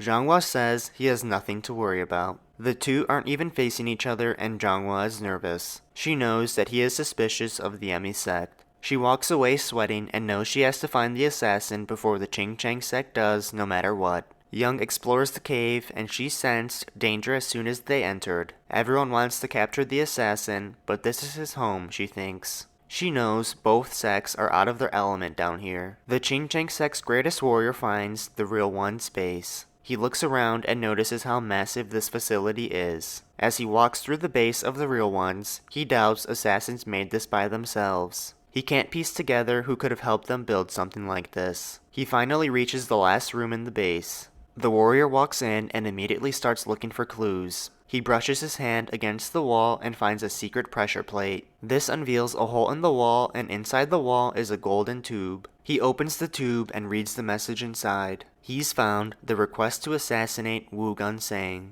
Enraged, he can't believe someone destroyed the Ching Chang sect's future for a measly 500,000 yang. Then, off to the side, he notices an even larger hole in the wall. He walks in and sees a book sitting on a table. But this isn't an ordinary room. This is a pit with thousands of snakes. He walks towards the table and looks at the book. It's a book from the Nine Demon School. He grabs the book and believes the Nine Demon School is the clan that disappeared a very long time ago during the War of Heaven and Demons. As he thinks about the situation, the search for Wol continues. The Ching Chang sect disciples find grains of rice on the floor and they think he's nearby. They tell each other not to let their guards down, as you never know when the assassin will attack. They walk away together, but one of the disciples falls behind. He should have stayed closer to the group because sure enough, Wol attacks. The other disciples don't notice because they still can't believe the assassin lived underground. One of the disciples believes the assassin must have cheated in his battle with Wu Gunsang. He thinks there's no way Wu could have lost an honest battle. And Wol didn't appreciate that, so he takes care of him. Now, the others notice their fallen friends and begin to scatter, giving Wol the advantage to take them out one by one. One disciple remains, and though he is afraid, he dares the assassin to show his face. Wol has a little fun with him and turns the torches off. The other group of disciples is having no luck. The Ching Chang sect disciple Ming thinks if running away was his sole purpose, he would have done whatever it took to outrun his pursuers and hide. But instead, he's lured his enemies into the domain he knows best. He believes Wol is trying to fight until the end in the environment he's most familiar with. Ming wants to be the one to capture the assassin, as it would catapult his reputation in the sect. He begins giving orders to the other disciples and wants them to follow him in pairs. And above everything else, he wants them to keep their guards up. But with his next step, Ming steps on a pressure plate. He yells for everyone to watch out as a fury of arrows fire at them. Ming didn't expect to walk into a trap, and some of the disciples are injured. He looks up and sees another round coming. Ming warns everyone again and can't believe anyone could live in a cave with traps like this. The story continues and we see the Ching Chang sect's greatest warrior looking at the thousands of snakes in the pit. He believes the snakes have been collected for research by the Nine Demon School. The warrior wonders if this cave was originally the base of the Nine Demon School. Meanwhile, the Emi sect disciples are panicking. They are afraid Wol will attack at any moment. Zhanghua then displays her leadership by trying to calm the disciples down. Zhanghua yells for them to stop panicking. She says the assassin won't make any rash movements since he's injured. The most important thing is to not scatter, but gather. Wol knows he's racing against time due to his injuries, so he decides to make a move. But Zhanghua senses something is wrong. As Wol is inches away, she turns quickly to defend. She is going head to head with Wol. Zhanghua gets a hold of Wol's hand, so he tries to attack with the other. With his other hand, he aims for Zhanghua's eye and sends 2 fingers through. She shrieks in pain, but that's all Wol was able to do. Wol was caught off guard by Young, and now has her sword running through his side. Wol can tell Young has some great senses because of the perfect placement with her attack. Young is used to people complimenting her. Young then asks Wol to surrender, but Wol laughs and has something else in mind. He tries to attack Young, but she saw it coming. Wol gets up and pulls the sword out of his side. He looks back at Young and asks if she will spare him if he surrenders. Young hesitates, and Wol says he knows she won't. He says she wouldn't have killed the rest of the Blood Shadow group if that were the case. Young then asks Wol how much he knows. He says he knows that Ran, the Abyss of 9 Calamities, is connected to everything. Not wanting any information being leaked, Zhanghua demands Young kill Wol now. Young takes a second and says, although she is not fond of her master either, she has to avenge her fiancé, Wu Gunsang. Wol knows facing Young head-on is suicide, but before he tries to fall back, he's blasted with a ball of energy. Zhanghua knows this is very bad for the Emi sect, so she tries to finish him herself. But the greatest warrior is not going to allow it and tells her to get out the way. Zhanghua tries to save the Emi sect one more time and says, the assassin must be killed before he pulls any sorcery. The greatest warrior said he's not worried about that. He crouches down to talk to Wol and asks why he did it. Even an assassin should have the ability to distinguish between right and wrong, he says. Wol reveals to the greatest warrior that he was kidnapped and brought to the cave when he was 14. He didn't have the luxury of distinguishing between right and wrong. Wol says as someone who was raised to be an assassin, he didn't have a choice. The greatest warrior notices Wol isn't displaying any empathy. Wol's eyes are filled with such malice, and the greatest warrior feels he could have been a magnificent asset if he was raised right. The greatest warrior pulls out the tube and shows Wol he's found the request to kill Wu Gunsang. The greatest warrior asks Wol who the requester is. Wol says he has an idea. He then asks the greatest warrior, didn't you stop them from killing me because you're also thinking of the same person? The greatest warrior looks back and Zhanghua is sick to her stomach. The Qingcheng sect disciples come running and ask if their master needs help. The greatest warrior asks Ming what happened to the others. Ming says they didn't make it because they fell into the assassin's trap. Upset, the warrior knows what he has to do next. He gets up and says to Wol, a quick death is too extravagant for you. He grabs Wol by the foot and begins dragging him. He wants Wol to die while feeling pain greater than hell. It's the least bit of atonement he can give to those he's killed. Atonement? Wol thinks to himself. He wants to know who will compensate him for the 7 years he's lost. The greatest warrior has brought Wol all the way to the base of the real ones. With Wol's foot in hand, he stares down at the pit of snakes. The greatest warrior gives Wol one last chance and asks if he still has no intention to atone. All Wol can do is laugh. Now, the greatest warrior knows what he must do. He tells Wol he has no right to live in this world, and then he throws Wol down into the pit of snakes. He wants Wol to die a painful death while atoning for his sins. The greatest warrior turns to the others and says they will now exit the cave. He wants the entrance sealed so that no one may ever use this place ever again. Wol was left to die alone in the snake pit. The snakes waste no time and begin biting Wol. But as the starved snakes take their turn, Wol is not fazed. Wol begins hissing back at the snakes and grabs a hold of one. Wol shows the snakes who's in charge and bites off one of the snakes' heads. Time passes and Wol spends years in the cave alone. Wol was able to make it out of the snake pit and learn the martial art techniques of the Qingcheng sect and the Emi sect from the books left on the dead bodies. Wol has spent so much time underground with the snakes, he adopted many of their characteristics. Wol is completely transformed with lighter skin and hair. His body went through many changes with his new snake-only diet. Wol now awaits his opportunity to avenge himself. Above ground in Batang, we're brought to a brothel where we see a man being thrown out of the top floor. He was thrown out by Wol, who has made it out of the cave. Wol is asking to be left alone for 3 days, and this is clearly upsetting the boss. She doesn't understand who this man is or where he came from. One of her guards tries threatening Wol for throwing a martial artist from the Sapphire House in Batang out of the window, but Wol does not care and attacks both of the guards with his soul-reaping thread. The woman is intimidated as Wol has just subdued the guards with a flick of the wrist. She doesn't recall there being such a master in Sichuan. She now sees Wol as no ordinary man. The boss asks for Wol's forgiveness and says he can stay as long as he wants. She will provide Wol with whatever he needs and begs him to release her guards. Wol takes a second to think, but all the boss can think about is how serene his eyes are. To her, it feels like she's facing an enormous snake from the rainforest. Wol says he just needs 3 days. He releases the guards and says he would really appreciate it if no one disturbed him. The boss agrees to Wol's terms and asks for his name. He tells the boss his name is Wol.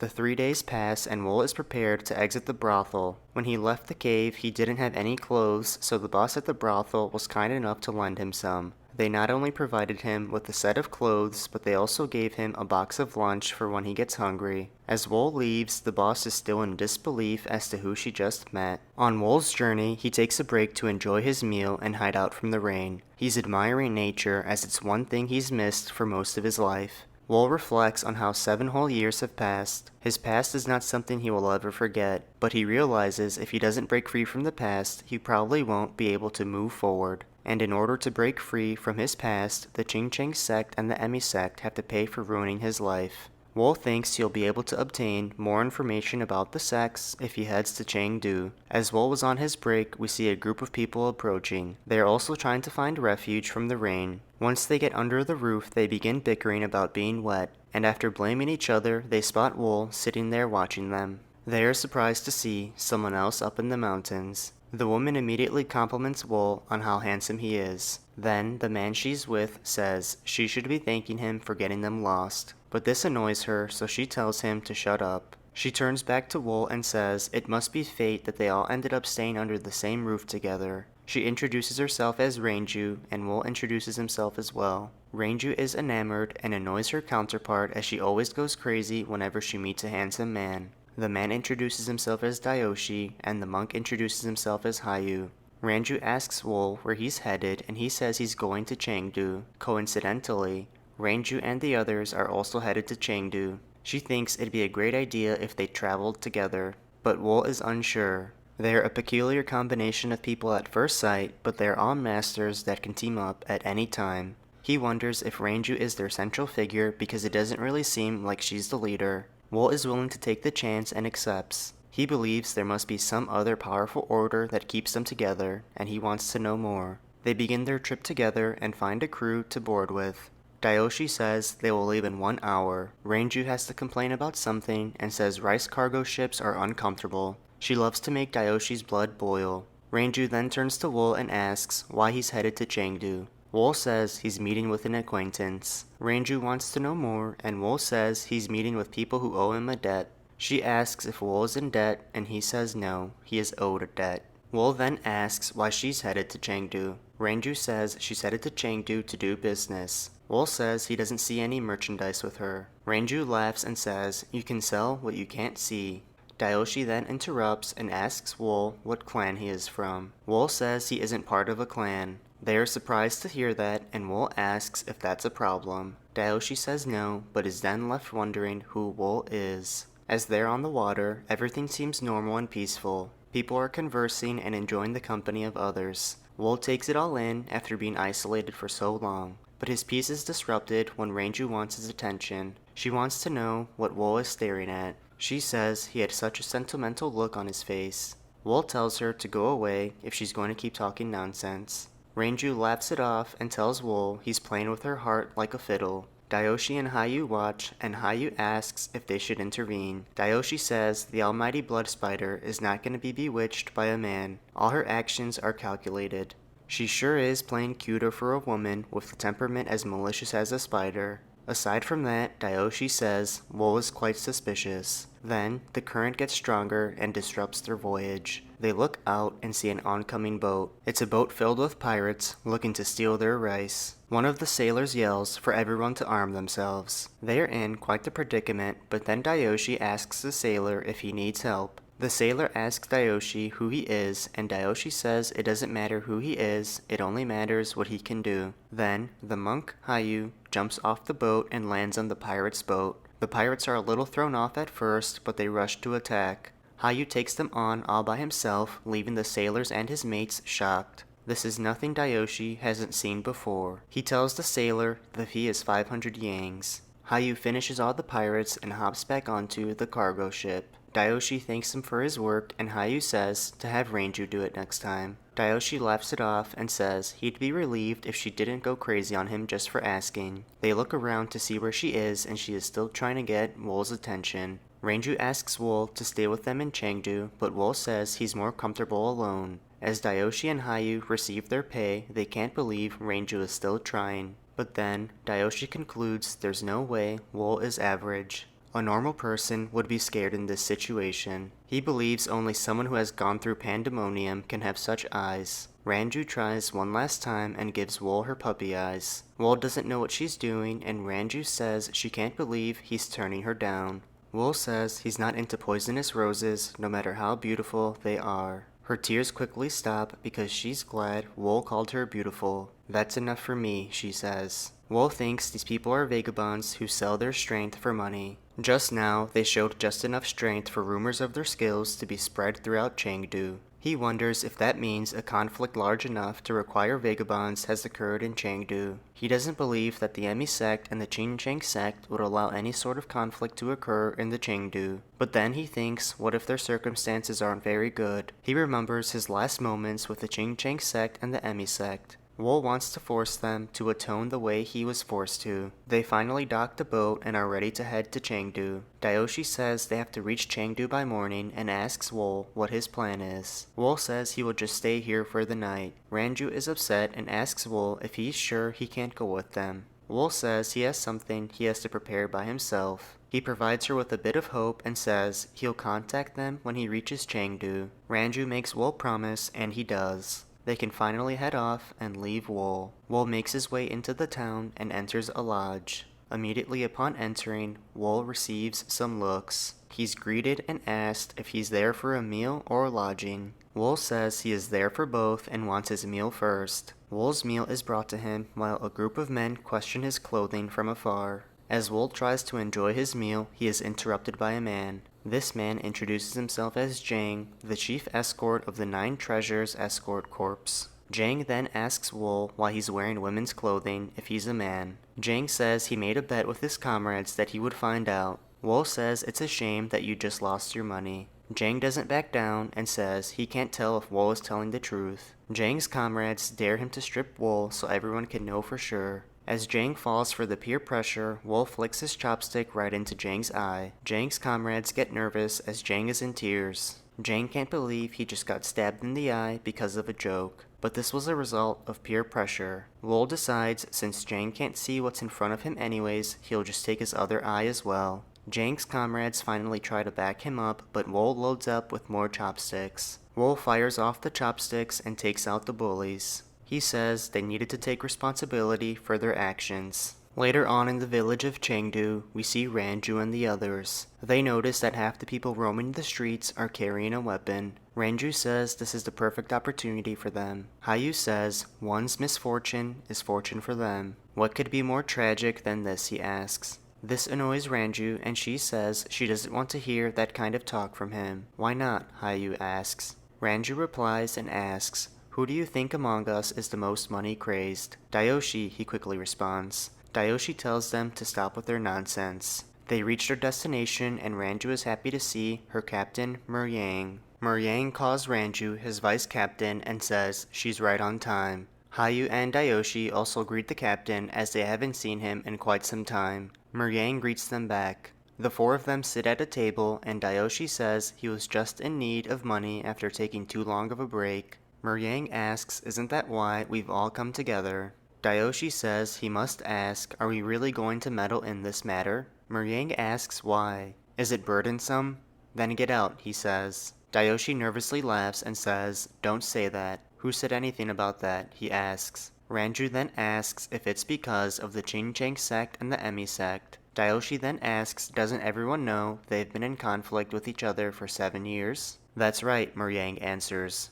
Muryang says no one knows the reason, but they've had many disputes for the past several years, ranging from clashes between martial artists to an all-out battle. The conflict between the two greatest sects of the Sichuan naturally led to a split in all of Jianghu and Sichuan. Muryang believes they will have a massive clash soon. Then, Ranju intervenes and says she wonders why they are fighting. Vice Captain Muryang says that reason isn't important. What's important is that an opportunity for me to fulfill my dream has come true. Later on, we see Wol leaving the lodge. The owner of the lodge remembers Wol's actions and gets afraid. He hopes Wol will leave peacefully. Wol approaches the owner and asks who here knows best about the internal affairs of Sichuan. The owner asks for clarification on what Wol means by internal affairs. Wol says he wants to know the situation between the sects. The owner says Wol should visit the workshop for that information. more specifically the Fire Dragon Room. It is a sect created through the gathering of Sichuan's artisans long ago. Since they've been doing business with all the sects of Sichuan for a long time, they'll gladly answer your questions if you buy a weapon from them first. Wol makes his way to the workshop.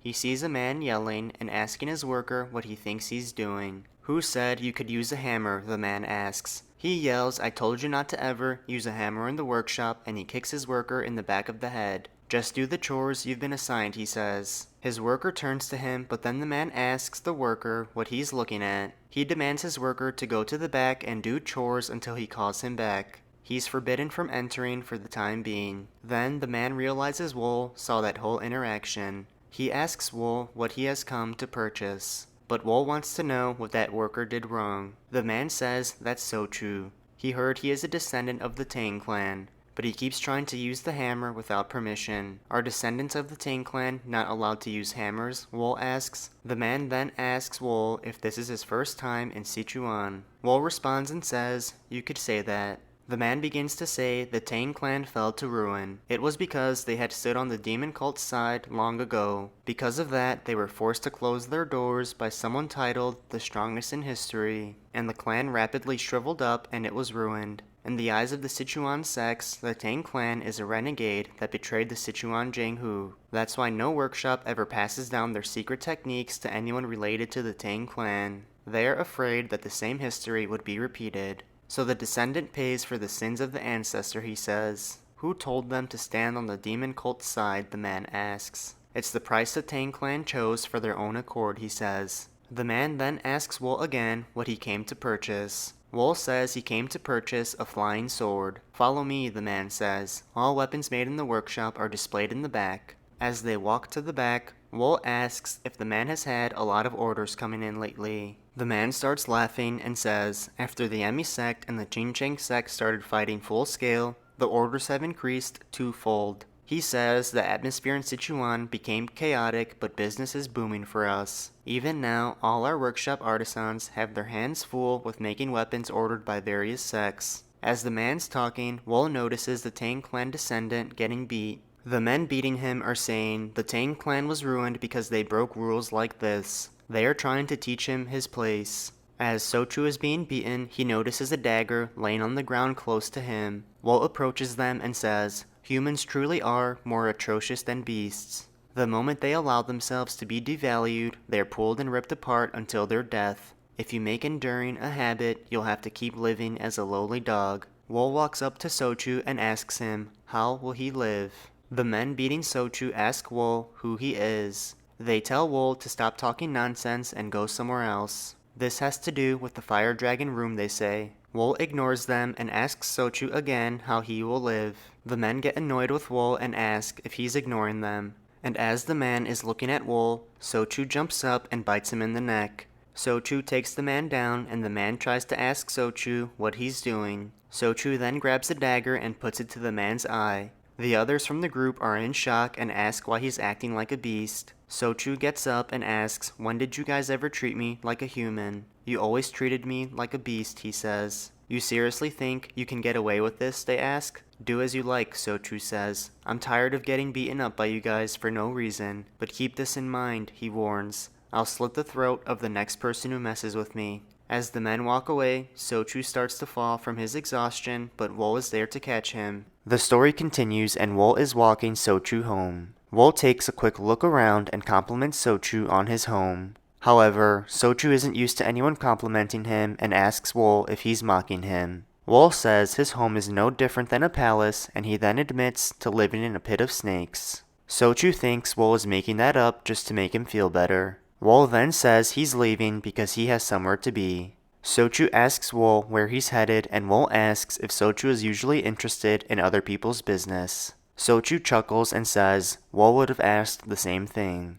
Wol knows it's true and says there are some people who owe him. He was used, abandoned, and hunted. Sochu wants to know who they are and if Wol is going to take revenge. Wol says the Qingcheng sect, the Emi sect, and the sects who support them. Sochu can't believe it and says that's insane. He then asks Wol if he's trying to wage a war against the full force of Sichuan by himself. I may be insane, Wol says. He then asks for the flying dagger he lent to Sochu because he's going to need it. "Oh, this piece of garbage?" Sochu asks. Wol says that's not garbage, he spent a tile of silver on it. Sochu searches under his bed and says, Wol will die pretty quickly if he thinks of taking revenge with this dagger. Sochu throws Wol a weapon he had hidden under his bed and says, "Take this instead."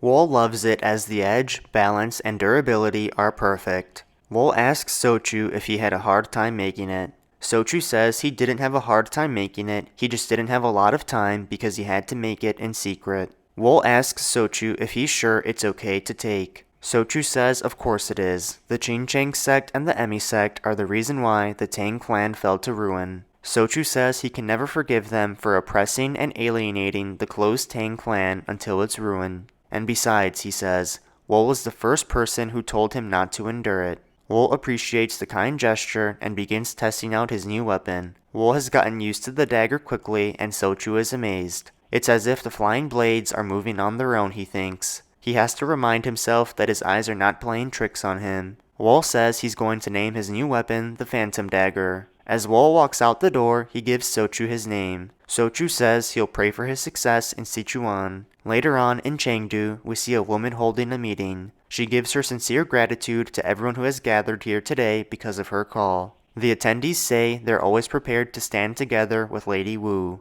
She says the 100-Flower Room's circumstances aren't that great due to the pressure from the Ching-Chang sect, but she is relieved that everyone is doing their best to help. The men say they'll protect the 100-Flower Room no matter how powerful the Ching-Chang sect is. They don't have the power all the way in Chengdu. They reassure Lady Wu that she doesn't have to worry about a thing. Lady Wu thanks them and thinks to herself men are all the same, nothing but vulgar barbarians. Then she remembers the Emi sect has issued a summons since the Ching-Chang sect has been moving in unusual ways. She tells the men at the table that she won't be able to attend the next meeting. The men eagerly ask if they can also join the Emi sect's ranks. They even go as far as saying they would climb the Emi sect mountain. Lady Wu sheds tears of joy and thinks to herself that the men are only there because of her looks. She can take all the people who mistake her for a flower under her wing and manipulate them, until the day she becomes the leader of the Emi sect and rules over Sichuan. The meeting ends as they walk down the stairs and Lady Wu sees a new face. She's intimidated by Wol's bright eyes and fair skin. Lady Wu decides to approach Wol and she says she's never seen him around here before. She introduces herself as Lady Wu from the 100-Flower Room and asks for Wol's name. He agrees and says his name is Wol. Lady Wu wants to know more and asks Wol if he's a martial artist. Wol tells her to think as she likes. Lady Wu doesn't appreciate Wol's cold response and asks why he won't tell her.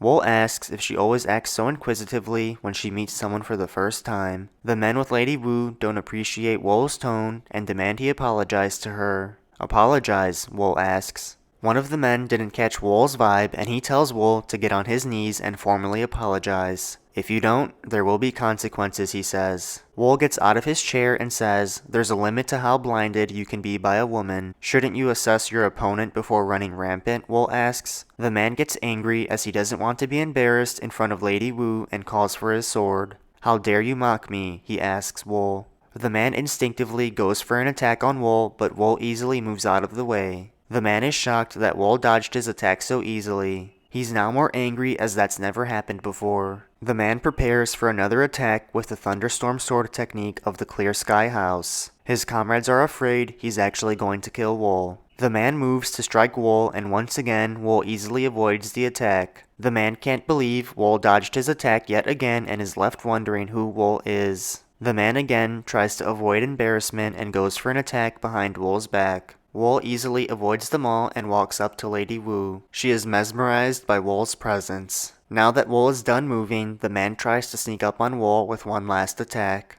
Wol looks back at the man and asks if that's really the best he can do. Wol gets a hold of the man's chin with 2 fingers and slams him into the ground. Wol gets up to face Lady Wu and she asks him to release his anger. Lady Wu tells Wol that the man is not a bad person. She says he was aggressive because he was worried about her. Wol says people must always take responsibility for their actions. Lady Wu replies and says Wol is absolutely right and asks how she can take responsibility for the man. She throws Wol off with this response and he asks if she's really willing to take the responsibility for the man. The man's comrades beg her not to, as they'd rather fight with their lives on the line. But Wol realizes what she's doing. She's getting full mileage out of what she has. Wol takes a long look at Lady Wu and he can't help but smirk. Lady Wu has shouldered the responsibility of that man from earlier. Lady Wu then asks Wol if he can do her a favor. She says it shouldn't be too difficult for him considering how easily he beat up that man earlier. Wol says he needs to hear the favor first. Nam Hosan, she says. She wants Wol to kill Nam Hosan, the next in line of the Thunder Clan. She says not long ago, the Thunder Clan leader Tae Yun-ho proposed the marriage between her and Nam Hosan. They threatened them by saying they would aid the Ching-Chang sect if they refused the proposal, putting the 100-Flower Room and the Emi sect in a very difficult position because of him. Wol realizes that because he has no contact with the 100-Flower Room,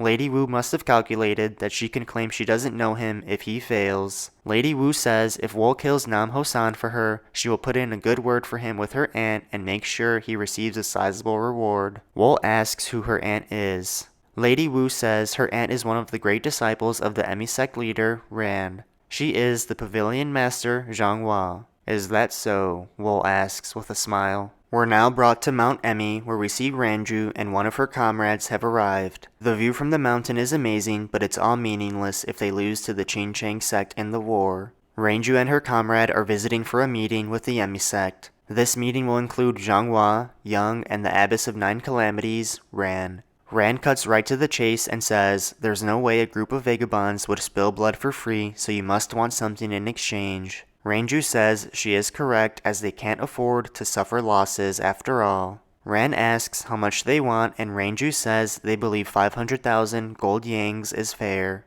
The Emi sect disciples are appalled and Ran has to calm them down. Ran asks Ranju if she actually expects her offer to be accepted. Ran says she can hire multiple groups with that kind of money. Ranju says that's true, but none of them will be as strong as the Blood Cloud Corps. Ran asks what if she still refuses. Ranju says a member of their corps should have arrived at Mount Ching-Chang by now. You're trying both ways? Ran asks. The impertinence, she yells. As Ranju and her comrade cough up blood, Ran wants them to be honest. She wants to know what their real offer is. Ranju says they are vagabonds who sell their strength to the highest bidder. Our master will be the one who pays even 1 yang more, she says. Ran says Ranju's corpse member must also be saying the same thing in Mount Ching-Chang. Ran believes the Ching-Chang sect is already superior to them, and if they hire the vagabonds as well, that'll give them a surefire victory. She wants to dismiss them, but she doesn't know when a conflict will break out, so she needs all the help she can get. Ran orders Zhang Hua to go meet with the vagabonds to negotiate.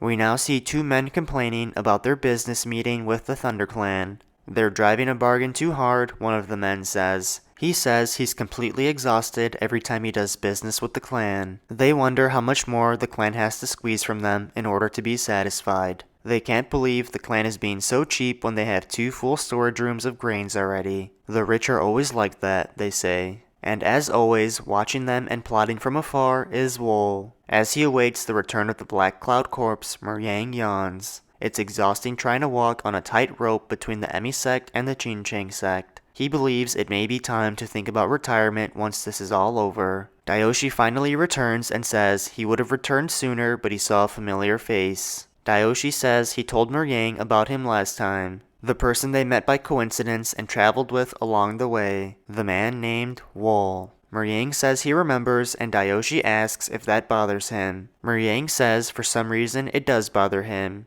but it may just be because of the situation they're in with the Ching-Chang sect and the Emi sect. Dayoshi says if Meryang's senses have a bad feeling about it, it shouldn't be taken lightly. Dayoshi then says there are some free members that can tail him since he's curious about him as well. Meryang says he thinks that's an excellent idea. Then in come Ranju with the disciples from the Emi sect. Meryang welcomes Zhang Hua and Young. Meryang asks if he can take the direct arrival of the great disciples of the Emi sect as confirmation that the Emi sect is willing to make a deal.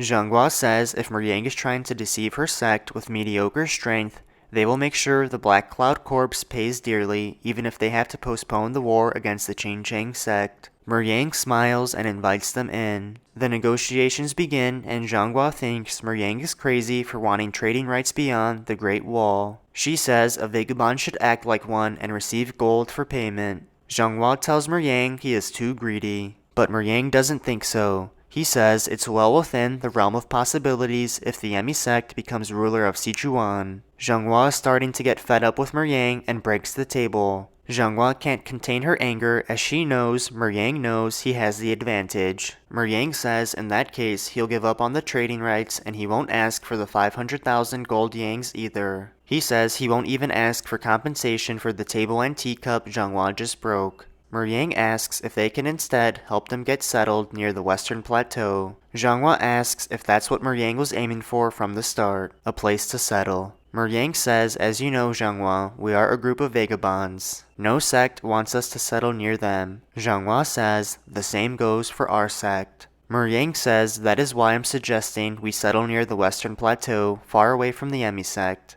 You can allow something like that, can't you? He asks. Zhenghua takes a second to think. She believes they'd be indispensable to them in the short run if she accepts, but they may become a burden in the future. However, if we use them as meat shields, their forces will dwindle and not much of them will be left, she thinks. Providing the few who remain a place to settle isn't difficult and they can be disposed of when they become a problem. Very well then, we accept your proposal, Zhenghua says. Negotiations are complete then, Meryang says. Meryang is excited as he thinks things wouldn't have gone this well if he was negotiating with the Qingcheng sect. Meryang asks if they should write up a contract, but Zhenghua says there's no need. They will uphold the proposal in the name of the Emi sect. Meryang asks if they will now be headed back to the Emi sect. He offers them a room if they'd like to stay for a day. Zhenghua says they will stay in the 100-flower room as the young master there is her niece. Then, Renju barges in and says she has urgent news. Meryang gets angry and asks how urgent could the news be for her to barge in like this. Renju says the young leader of the Thunder Clan was assassinated. How? Was the assassin captured? Meryang asks. Doesn't seem like it.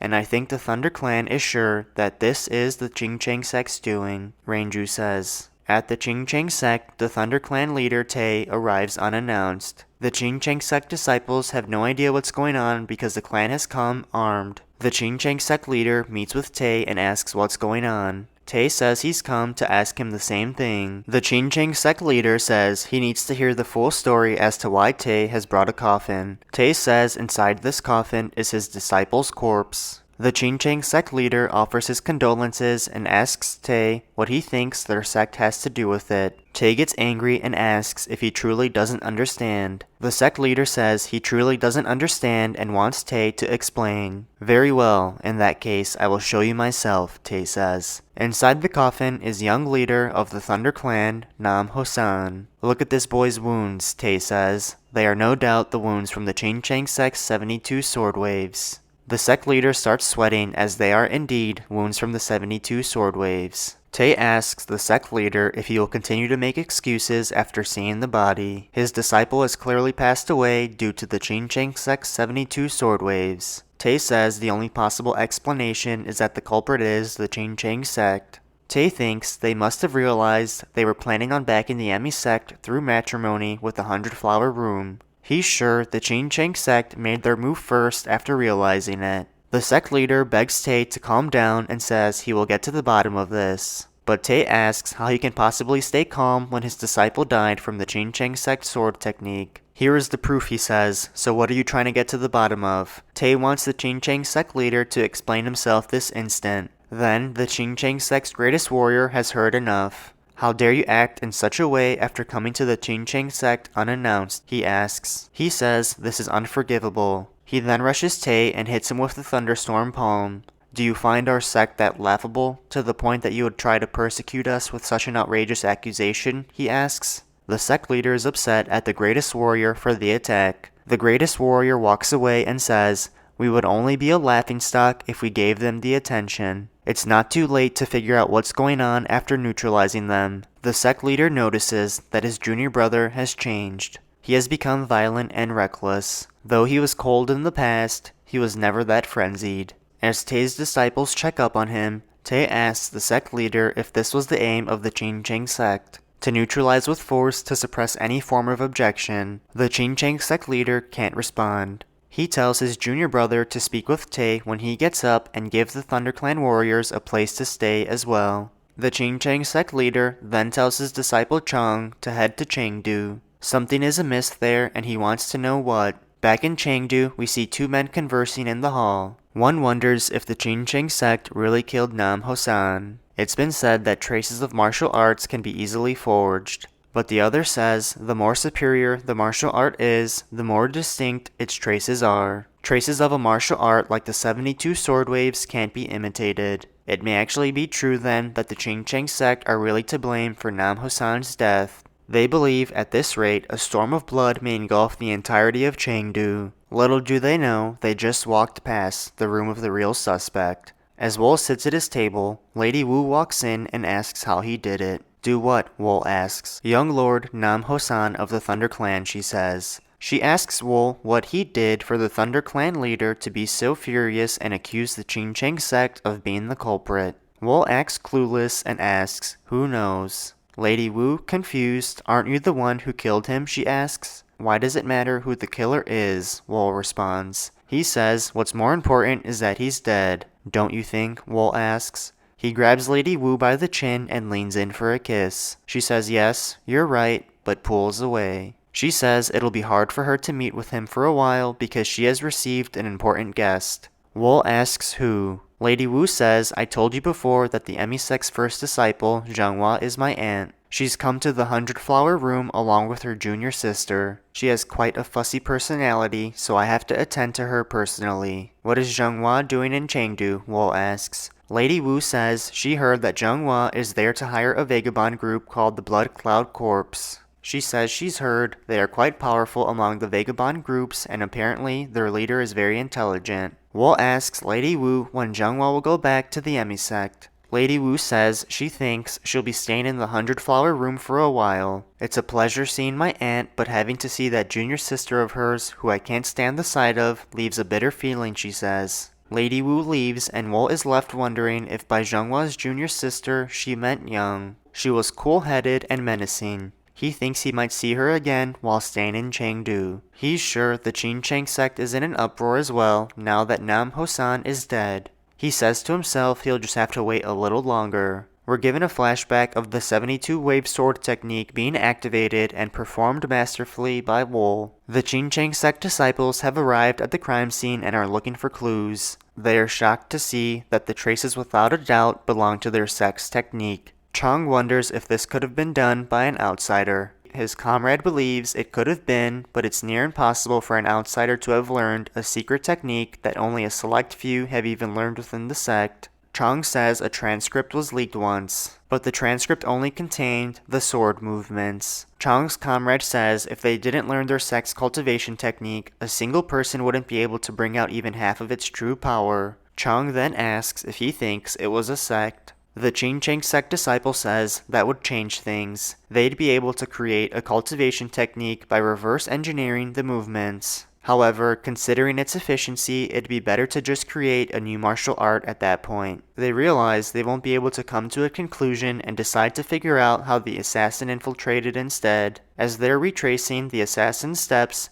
Chang wonders if this could have been the assassin they saw 7 years ago. But then he shuts that idea down quickly because he's sure he's dead. They leave the scene and are headed to the inn for some rest. On their way to the inn, they run into the emisect. Both sects get riled up as they come face to face. Chang says it's been a while, Zhanghua. What scraps have you come all the way here to nibble on? Zhanghua asks. They bicker for a moment and then Young suggests they withdraw for now. Zhanghua tells her to shut up as she doesn't want to turn tail to these Ching-Chang bastards. Did you kill the young leader of the Thunder Clan while knowing he was going to be betrothed to the young leader of the 100-flower room? Zhanghua asks. She then says she's impressed. They've thrown their humanity away so easily. Chang says like she's one to talk. They invested 7 years into killing their sect's most promising prospect. Young knew it would end up like this. She wonders where it all went wrong. She recalls they were the ones who started this, but they didn't actually think the assassin would kill Wu Gunsang. He's long dead, but we're still wrapped around his fingers, she thinks. She realizes she doesn't even know his name. Then she gets a cold gaze and wonders who it is, but she doesn't see anyone, so she thinks she may have been mistaken. Her senses are as sharp as ever, Wol says to himself. He needed an appropriate ember to light the fire of conflict, but quite the big shots have already gathered. It's not a bad start, he thinks to himself. The story continues on a starry night in Chengdu. Ranju asks Wol where he's been this whole time. She says it feels like she's been waiting forever. Wol thought he was meeting with Ranju alone, but it turns out he's also meeting with Muriang and Dayoshi. They eat dinner together and Muriang introduces himself as the captain of the Black Cloud Corps. Muriang tells Wol that he's heard a lot about him. He also says that Ranju has taken a great interest in him, so he wanted to meet him at least once. Now that the two are meeting face to face, Muriang can see how strong Wol is. Muriang says to Wol, though you're concealing that intense energy of yours very well by drawing attention to your flashy attire and appearance, you cannot hide everything. The energy that leaks out of you is abnormal. Ranju is feeling good about the interaction so far. Muriang says he's going to get straight to the point and tries to recruit Wol to the Black Cloud Corps. He says people only view them as a group of vagabonds, but he has a dream. Muriang's dream is to make the Black Cloud Corps an acknowledged sect. To make that happen, he knows he needs every capable person they can get. Muriang says he's willing to offer Wol anything he desires. He says he'd even offer him Ranju, and Dayoshi can't wait to watch what happens next. He thinks it's interesting that Ranju is acting like she's not interested in Wol when he knows the truth. Dayoshi is eager to see how Wol will respond. Wol says that's not an attractive offer, and Dayoshi can't keep his drink in. He apologizes for the interruption and tells them to continue. Muriang turns back to Wol and asks what's not to like. Joining the corpse or Ranju? Wol says everything. I'd rather not lay my hands on food that's obviously bound to spoil. Ranju can't believe she's just been rejected. There's an awkward moment of silence and Muriang bursts out laughing. He says it was just a joke. He stands up and says to Wol he has no idea how valuable Ranju is. Muriang offers Wol a piece of advice. He says, try not to come face to face with our corpse. I like to have conversations, but the others like to take action first. Wol says, let me say something as well. If you're suddenly beheaded while walking down the road one day, you can think of it as my doing. Muriang nervously smirks, and Wol says it's just the joke. But Muriang's not laughing. Later on, a Qingcheng sect disciple returns with an update to Chong. Chong wants to know what the Emi sect is up to. The disciple says the Emi sect hasn't taken a single step out of the 100-flower room. He says he's dispatched a few of the disciples around the 100-flower room just in case. Chong says they have to track down the scoundrel who killed the young leader of the Thunder Clan as soon as possible. That way, they can unveil the truth and take the necessary countermeasures. The disciple says they'd know the movements in the backwaters best. He says he's sure they know who approached everyone on the Thunder Clan that day, since their eyes are spread all over Sichuan like a spider web. Chong says he'd rather not use them, but leaves it up to the disciple. The disciple says he will not disappoint. Chong looks out into the night sky and thinks, more sects are involved in this than he expected. The Thunder Clan, the Golden Heaven Clan, and even the 100-flower room. Who knows how many problems could arise if the assassin is not caught quickly. Down the street, we see a spy trying to collect information on Wol. He was sure that he'd receive confirmation of him being inside, but he can't feel his presence at all. The spy knows Wol is extraordinary, but he can't believe that he can't even hear a single breath. The spy looks out the window and gives the signal. The signal is accepted and taken back to Yang, the Black Cloud Corps vice captain. The ninja says to Yang, the first-class surveillance target has made no movements all night, and now that the sun will rise, they will switch from long-range surveillance to close range. Good, Yang says. The captain seems to be quite bothered by him, so tell them to continue surveilling him without dropping their guard even for a moment. The ninja heads off to deliver the message, and Yang decides to get back to work. He's analyzing a problem with the gates at the foot of Mount Qingchang. He recalls the power of the Black Cloud Corps cannot be used in these gates. They need to drag them down to the foot of the mountain to effectively make use of their 200 horses. As he thinks how he could make that happen, he senses something wrong and throws daggers to the ceiling. He sees nothing there and wonders if he's being overly sensitive. Yang was sure he felt something, but believes he may have been mistaken since he's so on edge. Meanwhile, at the 100-flower room, Zhanghua tells Yang to go back to Mount Emi. Yang asks why. Zhanghua says there's nothing for her to do anymore now that the negotiation was a success, and it'd be best for her to return to Ran. Young says she can't go back because they can clash with the Qingcheng sect in Chengdu at any moment. Young wants to stay and support Zhanghua. Zhanghua says, worst case scenario, she'll just use the Black Cloud corpse as her meat shields. She wants Young to do as she says. Young sighs and accepts Zhanghua's request, though she clearly does not want to. Zhanghua tells Young she can leave first thing in the morning. After Young leaves the room, Lady Wu enters. Lady Wu says she thought Zhanghua would like some company. Zhanghua appreciates the thought and asks Lady Wu if she's seen anyone. She noticed her complexion looks much healthier. Lady Wu says she is, and he has quite the use to him. She then spits out that she thinks the man she's seen is the one who killed the young leader of the Thunder Clan. Zhanghua is shocked and asks if she is certain. Lady Wu realizes she may have revealed too much information and says she has no proof. She also says she'd introduce him to her when she finds out if he did it or not. Zhanghua asks for his name, and before Lady Wu can tell her, they are interrupted. The two run to see what's going on, and the disciples say Go is dead. They believe this was the Qingcheng sect's doing. Fuel has now been added to the fire. The next morning, Meryang and his vice captain, Yang, head to the flower room. Meryang informs his vice captain that an emisect disciple was found dead. He worries he may have chosen the wrong side of the war. Yang says this isn't terrible news as they might need them even more now, but the fact that there's an assassin of this level in Sichuan is strange.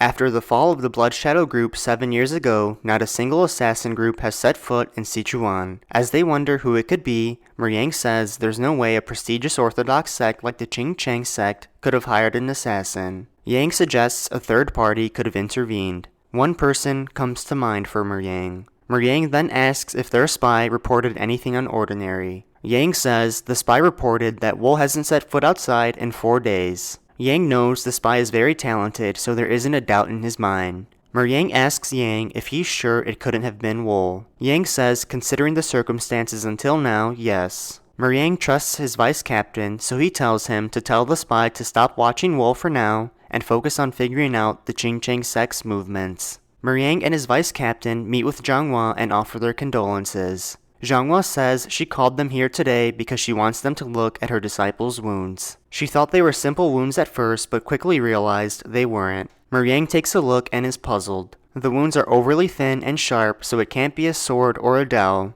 He thinks maybe a silver wire. But no matter how sharp a silver wire is, there's no way it would have prevented the skin from curling up. Not even someone as experienced as you have seen something like this before? Zhanghua asks. Meryang says that's correct. Zhanghua then asks if there's anyone he suspects. Wol comes to his mind once again, but it can't be him, he thinks. Meryang apologizes to Zhanghua and says he can't give her the answers she desires. Zhanghua asks when all of Meryang's forces will return to Chengdu. Meryang says they will all return in 2 days, but the Qingcheng sect will be wary if the cavalrymen enter Chengdu.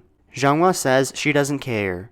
They will crush them in a flash. Meryang asks if she is planning on waging a frontal assault right away. Zhanghua says she said she would give Meryang what he wanted so he shouldn't be afraid. She says she'd rather die than live under the same sky as the Qingcheng sect. Meryang and his vice captain understand, but no one notices who's behind her. The nighttime comes and we're brought to the hospital. We see one of Meryang's men severely injured. Meryang asks to know what happened to O. Ranju says they went to see Wol and got completely messed up. Furious, Meryang demands to hear the whole story. Ranju recalls the story and starts from the beginning. Ranju spotted Wol eating and approached him. Wol clearly wanted to eat in peace. Ranju said she was just checking up on him. She wanted to apologize for being disrespectful during their meeting with Meryang. Wol said he didn't care. Ranju tried to act like his response didn't bother her, but it did. She then asks Wol to think about Meryang's offer again. But as they were conversing, they were interrupted by O. Irritated she was no longer alone with Wol, Ranju asked O why he was following her. O said he was just coming to get her because Meryang wanted her. O then introduced himself to Wol. Ranju noticed O had no intentions of leaving, so she got even more annoyed. O tried striking a conversation with Wol, but Ranju wanted him to stop. Wol said he'd give O one chance to leave him alone. He told him to turn away before he counted to 3. Wol said if he didn't, he'd make it so that O can't see anything until the day he dies. Clearly unaware of what Wol was capable of, O began to count down himself. He reached a count of 3 and he didn't move. Wol took his chopsticks and went right for O's eyes. Surprisingly, O was prepared and blocked the attack. O then went for an attack of his own, but he never had a chance of actually hitting. Wol evaded and began his own attack. Ranju tried to stop the fight as she knew things were about to get worse, but it was too late. O was suffocated and severely injured. Wol then picked up O's head and shoved his fingers right into his eyes. Wol was done and ready to walk away, but Ranju was not happy. She sent an attack at Wol, but when he turned to face her, she offered a truce. She told Wol she didn't come to see him for a fight, and O has already paid the price for interrupting them. She said there's no more blood to spill. Without words, Wol accepted and turned away. Ranju took a sigh of relief and had a final message for Wol. She told him he's really unpredictable. And despite everything O did, she couldn't believe Wol took it that far. She told Wol to be careful. If he keeps acting as he likes without caution, he won't be able to avoid unexpected misfortune. Her threat meant nothing to Wol and he walked away. He was just upset his clothes were ruined because his girlfriend from the brothel gave them to him. After hearing Ranju's story, Muriang is left baffled. He's angry to have lost such an important member at such a crucial time. Ranju says at this point her pride is so hurt she can't handle it. She vows to make sure Wol will pay for this humiliation. Muriang says that's a good choice. They can dispose of him once the matter with the Ching Chang sect is resolved. Ranju agrees. As they go their separate ways, Muriang says they'll make their move as soon as they regroup with the cavalrymen. Make ample preparations, Ranju responds. Later on, we see Chong meeting with the ignoble clan branch manager. Chong wants to find the culprit who killed the young leader of the Thunder clan. The manager says that's as difficult as finding a needle in the haystack. The only clue is that they use a martial art of the Ching Chang sect. Chong asks if there are any rumors of anyone standing out in Chengdu. The manager says there is one, a man named Wol. They say he possesses beauty that can charm others and is a ruthless master whose skill can't be described with words. Chong asks if that means he has something to do with the death of the Thunder Clan's young leader. The branch manager says that he doesn't know, but he does know he fits the conditions of people that Chong is looking for best. Chong makes his payment and walks away.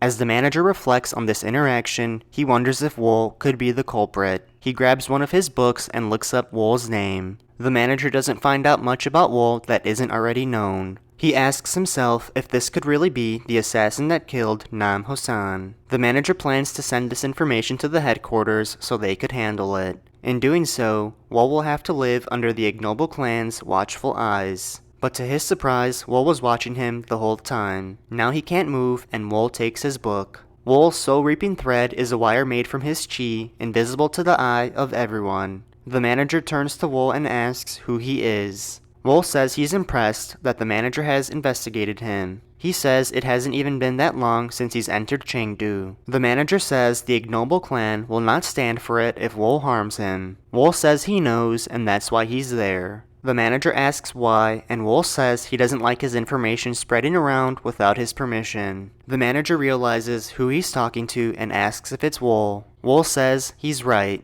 The manager wonders why Wol is exposing his identity like this and wonders if Wol is trying to silence him by killing him. The manager begs Wol to spare his life as no one has seen the book yet. Wol says that's laughable because he was saying Wol's name very openly earlier. The manager begins to panic and tries to break free. The manager breaks loose for a second and tries to attack Wol with his pushing shadow hand. Wol is not fazed and uses his soul-reaping thread to finish the manager. Wol leaves the manager lifeless and takes his book. Somewhere in Chengdu, there's an explosion. The Ching Chang sect and the Emi sect are facing off. Buildings are on fire and Muriang feels as if he's living in a nightmare. The two sects fight as they've both reached their tipping points. Muriang and the Black Cloud Corpse are left watching. The Fire Dragon Room Master, Po, yells for everyone to stop fighting, but he gets hit in the crossfire. Po's clan retaliates and they join in on the war. Muriang is in disbelief. He says the Emi sect is currently at a disadvantage because they lack forces.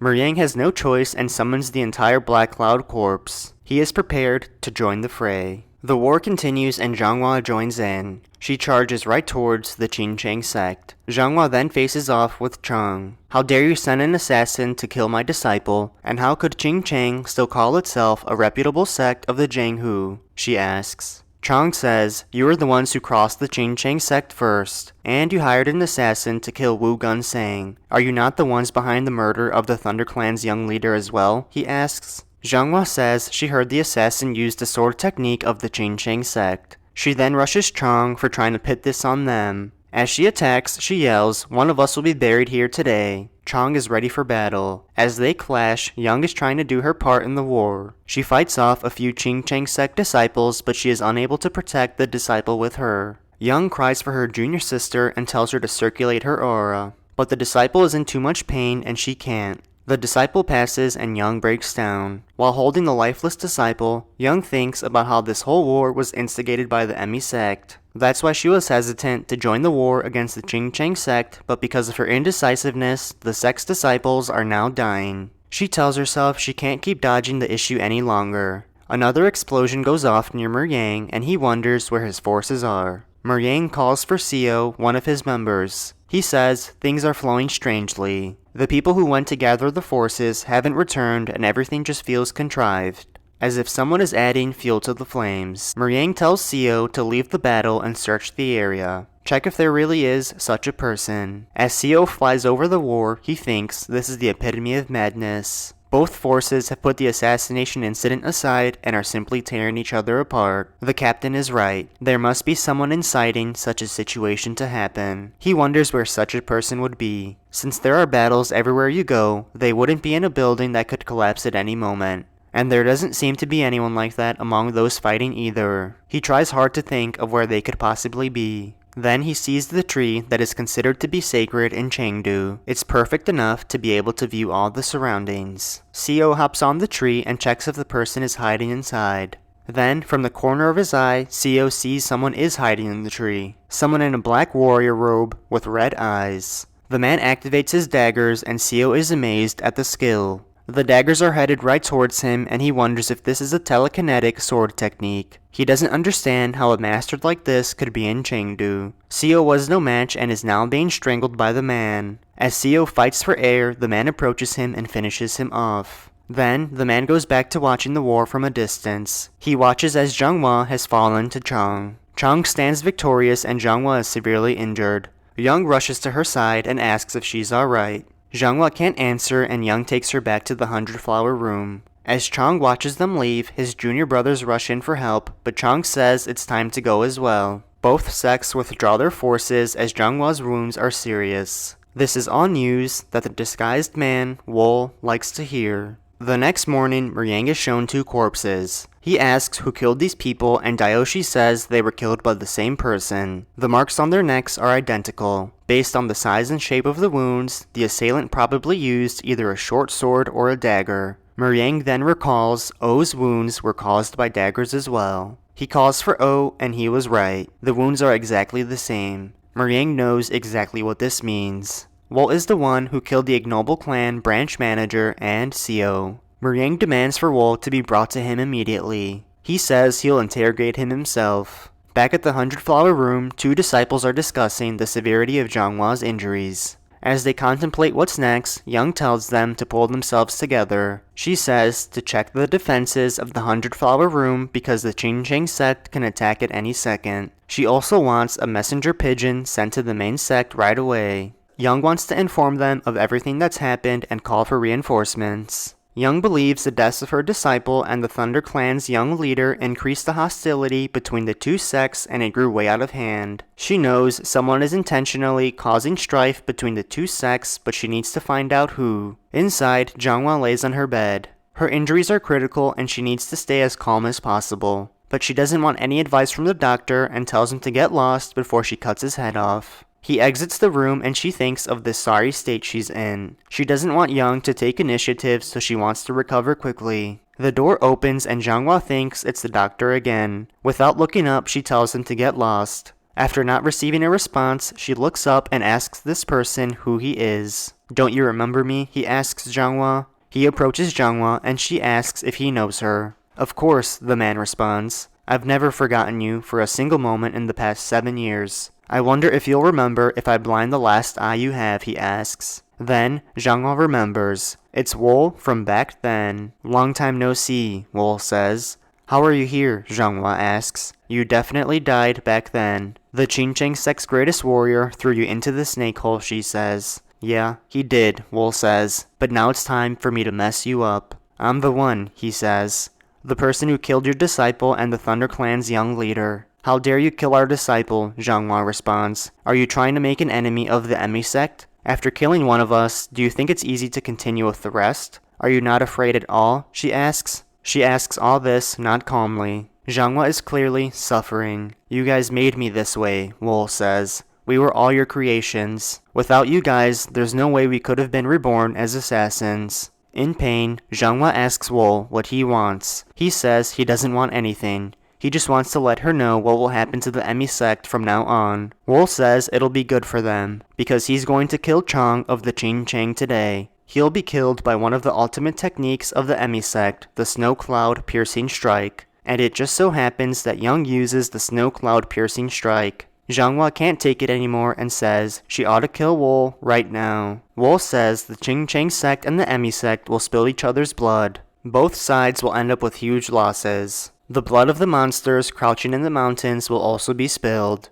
People like Ran and the Qing Chang sect's greatest warrior. Xianghua wants to get rid of Wol so badly, but she has no life left. Wol says he will pull everyone out from hiding and he'll make sure to devour everyone. Xianghua uses her last breath of air to call Wol a bastard, and she collapses. Wol says she should have never created something like him, someone as horrifying as he is. The story continues at the inn, where the Black Cloud Corps begins their search for Wol. But as always, Wol is a few steps ahead. As they brainstorm where Wol could be, Rainju admits she feels stupid for falling for Wol's looks. She promises to skin him alive if she ever sees him again. Dayoshi and Hayu try to stay productive, but Dayoshi fears Wol is out causing more trouble. At the Golden Heaven clan, we see two disciples taking a break from training. As they discuss what's been going on in Chengdu, there's a huge explosion. As they hurry inside to see what happened, they recognize the sounds and lights coming from the explosion. It was the Snow Cloud Piercing Strike. They believe the Emi sect has infiltrated the place with Chang inside. We're now shown the event leading up to the strike. Chang is practicing his martial art,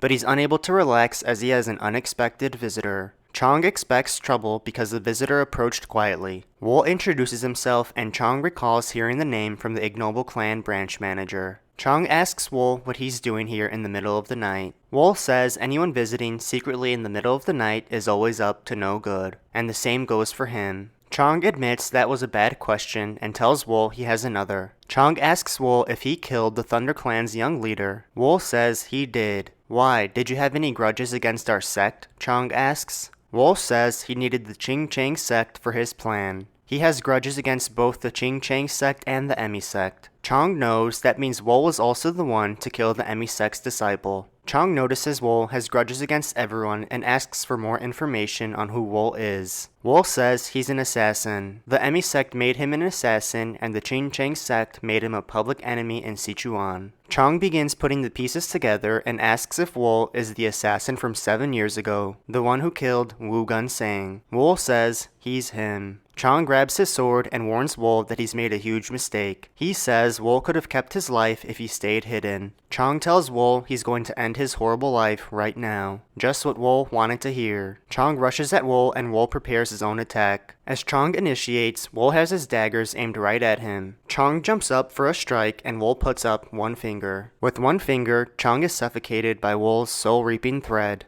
Chang realizes he's no match for Wol. As his goodbye, Wol tells Chang to send his greetings to Xianghua, and the battle ends with an explosion, which is what the two disciples saw from outside the building. When the disciples reach Chang, Chang uses his last breath to say they've created a monster. The disciples rush to blame the Emi sect, which is exactly what Wol wanted, and they are prepared to take revenge. Once the reason appeared, it took just an instant for mass bloodshed to occur. People killed each other day and night, over and over again. The suspicion that someone might be behind this soon disappeared. No one cared about it anymore. All they wanted was to be able to kill the enemies in front of them. As Young walks through the battlefield, all she can say is that this feels like hell. She tries to think of how things got so far, but then she is called by Meryang. He says he has something to tell her about the killings that have taken place recently, along with some information about a person named Wol. We return to Mount Emi, where Ran mourns the loss of Xianghua. She's told the killer's name is Wol. He is the assassin who killed Wu Gunsang 7 years ago. He's also the one escalating the war between the Qingchang sect and the Emi sect. Ran asks how this could have happened. How could he have learned the Emi sect's snow cloud piercing strike? One of the disciples who died in the cave carried a secret manual around. She says Wol may have retrieved that copy. Irate, she asks why anyone would carry a secret manual around. The disciple says she's only the messenger and that's not confirmed just yet. Ran says there's no way the Qingchang sect would accept such reasoning. She says they have no choice but to capture Wol. The disciple volunteers, but Ran says no, she will capture him herself. Ran wants to punish Wol for mocking the great Emi sect. Back in Chengdu at the Fire Dragon Room, Wol meets up with his old pal Sochu. Wol jokes this place hasn't changed. Sochu is still making great weapons that kill humans. Wol wants Sochu to decide how he should deal with these guys who make others suffer while thinking they're so noble. Sochu tells Wol he'll do whatever he wants as long as he kills them all. Wol says alright and wants to show Sochu something. Wol takes the man and tells Sochu to make sure he's watching. Wol wanted Sochu to watch the dagger he made him in action. This brought joy to Sochu. As they walk the streets of Chengdu together,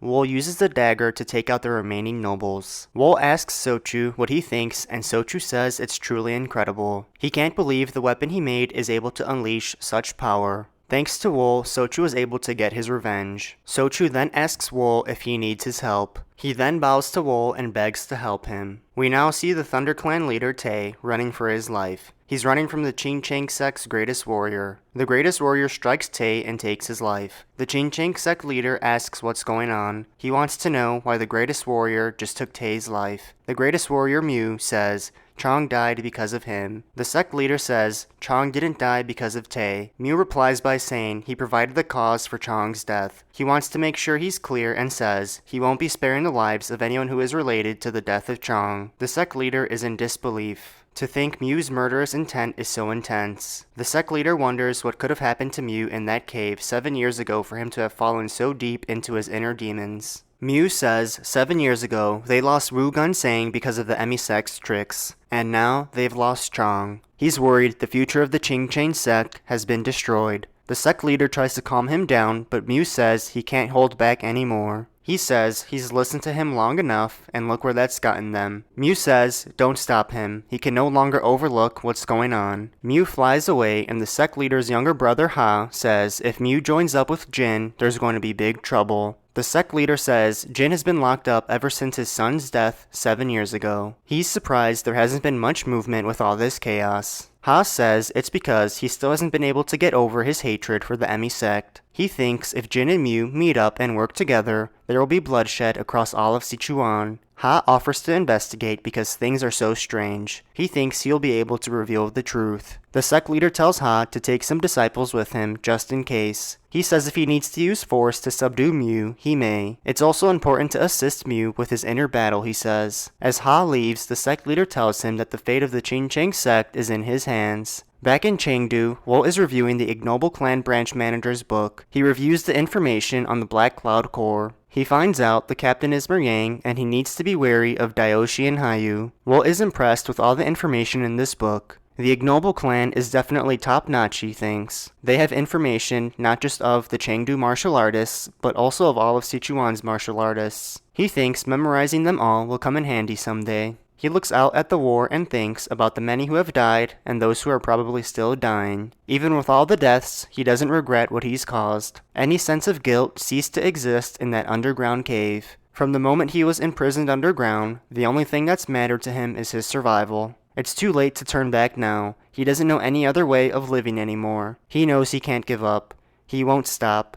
Not even if he falls. He's going to keep going until the end, even if the end of his life might be somewhere among those flames. At the 100-Flower Room, Emi sect disciples fight to aid those who are injured, but they've run out of medicine and are unsure if they can get any more. Young notifies them not to worry. She's already called for more medicine and it should be arriving by noon. Young wants everyone to focus on treatment and recovery, not about the supplies. Meryang is impressed by Young. He's shocked she's been able to get the supplies even in such a dire situation. He thinks she's incredible. He thinks it's strange that he hasn't heard of her until now. Daoshi says he's heard the Emi sect possesses the best talent that has appeared in the past 100 years. They generally keep a low profile and Zhanghua must have been very wary of her. meaning she's had to stay hidden all this time. But now that Jung-hwa is dead, Young can use her talent all she wants. She knows how to assign the right people to the right task and is exceptional in commanding people. He believes if Young becomes the emisect leader, the emisect will be able to rise again. But as they're conversing, they notice someone's presence. It's Ran, the emisect leader, and she has arrived in Chengdu. The emisect disciples pay their respects. Meringue says to Dayoshi this incident must be pretty important for it to be worth her looking into personally. Young pays her respects, but Ran is clearly not happy. And surprisingly, Lady Wu from the 100-Flower Room also pays her respects to Ran. Ran shows no emotion, and Lady Wu wonders if she made a mistake. Ran then tells everyone to head inside. She then turns back to Meringue and Dayoshi and says she wants them inside too. Meringue and Dayoshi nervously whisper to each other and wonder if it's too late to get out of this. But unfortunately for them, they have no other choice. Inside the 100-Flower Room, Young debriefs Ran with everything there is to know about the incident. Wol, Ran says. And as Ran says Wol's name, Lady Wu gets nervous. Ran asks Lady Wu if she has anything to say. Pardon? Lady Wu asks. Ran asks Lady Wu how she's related to Wol. Lady Wu asks for clarification as she's afraid to speak. Ran grabs a hold of Lady Wu and asks her how she's related to Wol. Ran says to her, "Look me straight in the eye. I don't like people lying to me. Why were you restless when this man's name was mentioned?" Lady Wu stutters. She says, "My apologies. I really didn't know things would turn out like this. I just wanted to make use of him. I didn't think this would happen. If you assign a few people to me, I'll capture him and bring him here. I'll clean up this whole mess. He trusts me, so he'll fall into my trap easily." Ran then grabs a hold of her again. "Who asked you to kill the Thunder Clan's young leader?" Ran asks. "All you had to do was live like a flower among men like you usually do."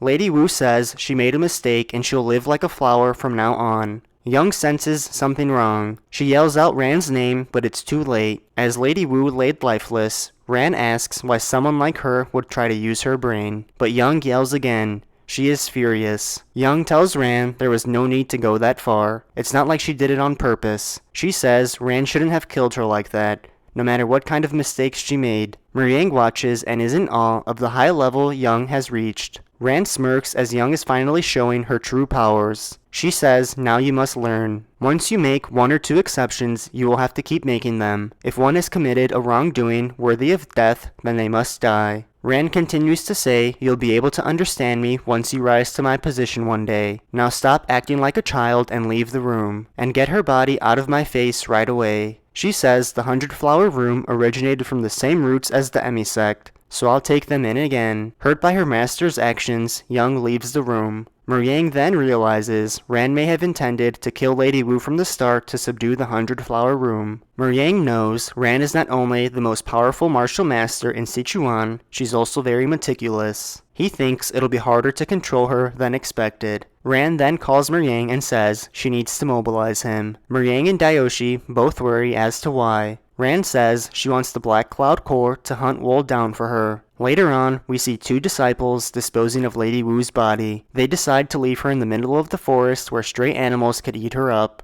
They leave her for a brief moment before someone approaches the body. It's Wol. He gathers some rocks to bury her properly. He sits with her body for a moment and says he won't apologize since they were just making use of each other, but he promises to make sure to avenge her and make those who did this to her pay. Bereavement. It's used to describe the most horrible kind of feeling of loss in the world, the sadness of a parent losing their child. In the Ching Cheng sect, Ha knocks on the door of Jin's home. Jin's manager asks Ha what he needs. Ha asks to see Jin. He tells the manager that the Ching Cheng sect is in a precarious situation now and they need his help. The manager understands and goes back inside to get Jin. Ha is left to think. After Wu Gunseng got assassinated, Jin gave up everything and decided to isolate himself in his home. It's as if this worn-down house reflects the state of Jin's heart. After a few moments, Jin opens the front door and greets Ha. Ha asks Jin how he's been. Jin says he's getting along alright and invites everyone inside. They get each other up to speed and Ha tells Jin the assassin who killed the Thunder Clan's young leader used the 72 sword waves technique,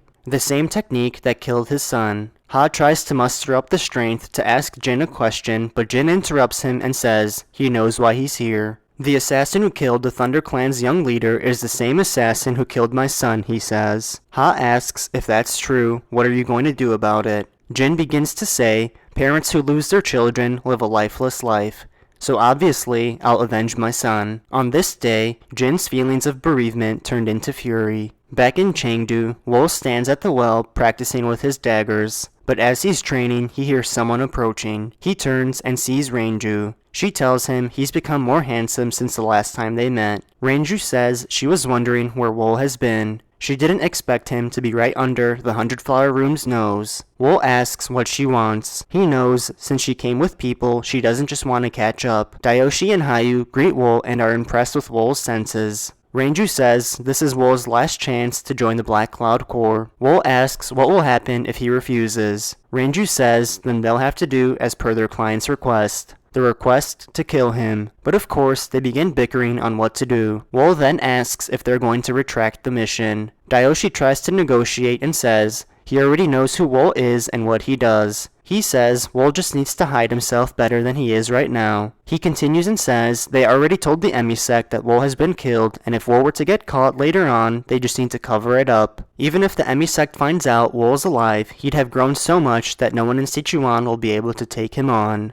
Dayoshi then informs Wol that their client is the emisect, even though Wol probably already realized that. Wol asks Dayoshi, is it alright for you to betray your client so easily? Isn't credibility everything to a vagrant group? Dayoshi laughs and says, who cares about credibility nowadays, especially with everything that's going on in Chengdu. He says he doesn't not like Wol and he doesn't want to kill him. He just wants him to join the Black Cloud Corps. Wol takes a second and refuses. Since credibility is important to an assassin, he says. Assassins and credibility, Ranju thinks. She wonders if this means someone hired him to do all those things in Chengdu. Wol reflects on why he's done what he's done. He remembers his fallen friend Min's last words. I hope those people will experience the same emotion I feel. This horrifying helpless feeling of being crushed by a strength that you can't go against. Then it hits Ranju. Your client is a woman, isn't it? She asks. She says there can only be one reason why a man would charge into a fire like a moth. It's when they're involved with a woman. Dayoshi says, ah, a woman. You're more sentimental than you seem. Ranju asks what kind of woman she is. She demands to know this instant and sends an attack right past Wol. The explosion sends fragments everywhere, providing a nice distraction. When they look back, Wol is gone. Then, Muriang comes out of hiding and asks, didn't I tell you that talking to him would be futile? Muriang points out that Wol is standing on the roof, standing in the open. Muriang gives the order to kill Wol. Out come Muriang's men and they surround Wol. Wol snaps his fingers and clears them all with his soul-reaping thread. You sure brought a lot of people to kill just one person, Wol says. Muriang says he was wondering if he should have brought more. He's brought an entire army to kill Wol. You guys should have never gotten involved in my war, Wol says. The story continues with two men conversing. Then suddenly, there's a bunch of commotion and they wonder what's going on. They see Wol being chased by the Black Cloud Corps. They wonder why Wol is being chased because they've never seen him before. The men are not sure if Wol is running for his life or he's just running with his subordinates. Wol catches a glimpse of them and comes up with a new plan. He changes directions and heads right for the two men. Wol surprisingly takes out one of the men. The other man begins yelling at Wol, questioning his actions. Wol answers by taking his life as well. The other innocent bystanders gather around Wol and think he's crazy. The Black Cloud Corps finally catch up to Wol and wonder what he's doing. Wol looks back at them as his plan is working. The bystanders start asking why they're killing people recklessly. Ranju and the Black Cloud Corps have been set up by Wol. The bystanders are ready to fight the Black Cloud Corps as they think they are associated with Wol. Dayoshi and Ranju now understand they've been played.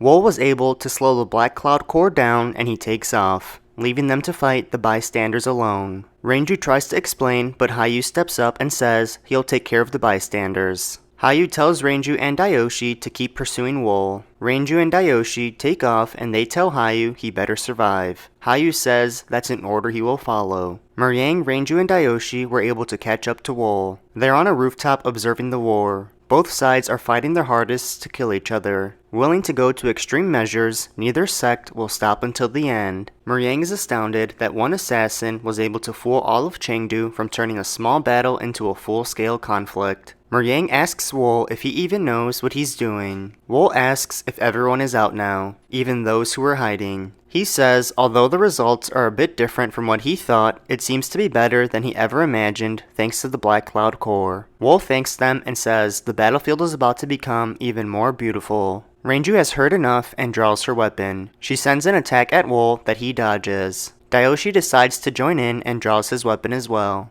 Let's put an end to things here, he says. Dayoshi sends an attack at Wol that he also dodges. Wol activates his soul-reaping thread and sends daggers right at Dayoshi. Dayoshi is worried as Wol has finally stopped running and is finally fighting back. Dayoshi is amazed at the movement of Wol's daggers. Dayoshi defends as best as he can, but Wol is done messing around. He sends a dagger from behind Dayoshi and cuts his arm off. Dayoshi unleashes a painful scream and Wol surrounds Ranju with additional daggers. She can't believe she can't see the daggers because of how fast they're moving. Ranju can tell that Wol is acting differently than he did when he was fighting O. Wol is serious this time. When Ranju looks up, she sees Wol looking down on Dayoshi. She yells for Wol to stop, but he doesn't give her any attention. As Wol stares at Dayoshi, ready to end his misery, Yang jumps in and fires his spear at Wol. As the spear makes its way to Wol, Wol grabs Dayoshi and uses him as a shield. Yang's attack has just impaled Dayoshi. Wol looks at the wounded Dayoshi and takes off. Ranju runs to Dayoshi and begs him not to die. Losing consciousness, Dayoshi says he's not going to die. Ranju, in tears, yells for Yang to go after Wol. She says to catch him and rip him to shreds.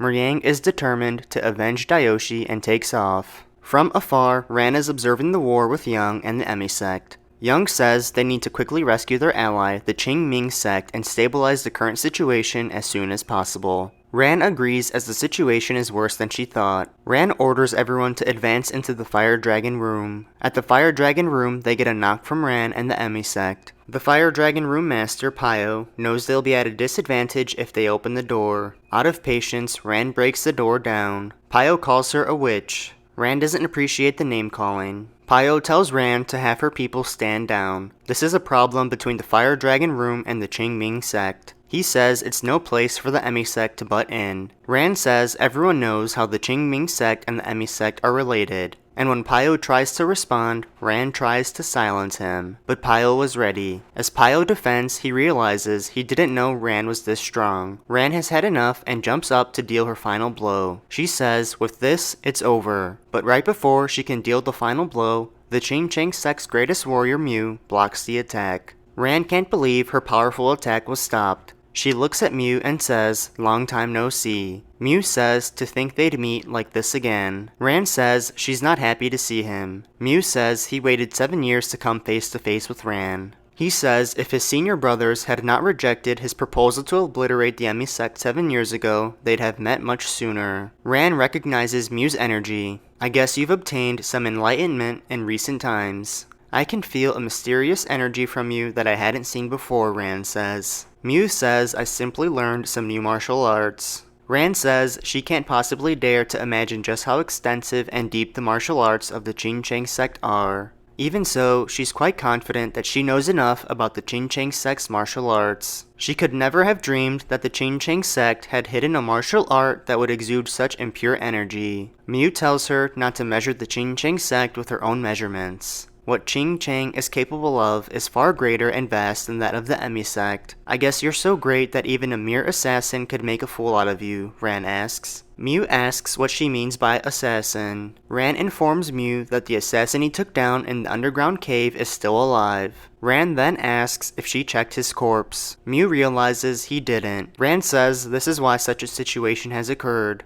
Mew then asks if he's really alive. Ran says he's the main culprit who killed the young leader of the Thunder Clan and caused all of this. The one who killed Zhanghua of our sect and Chang of your sect. It was all him. Mew asks if Ran is saying that they're being played by a mere assassin. Ran says that's right. She says let's settle the problem between us after we take care of him first. There's no telling what he's plotting at this very moment, but Mew refuses. He prepares for battle and says, the one who ordered the assassination of Wu Gunsang is standing right in front of me. He does not want to miss this golden opportunity. He says the 7 swords of the Qingming are to help the Fire Dragon room to drive away the Wicked Witch of the Emi sect. As Ran faces an army, she says he's chosen the hard way out. Pay for your crimes with your death, Mew says. They face off and charge each other. And not far away, we see Wol stop running. He looks out into the distance to see Mew and Rand fighting, and Wol can't help but smirk.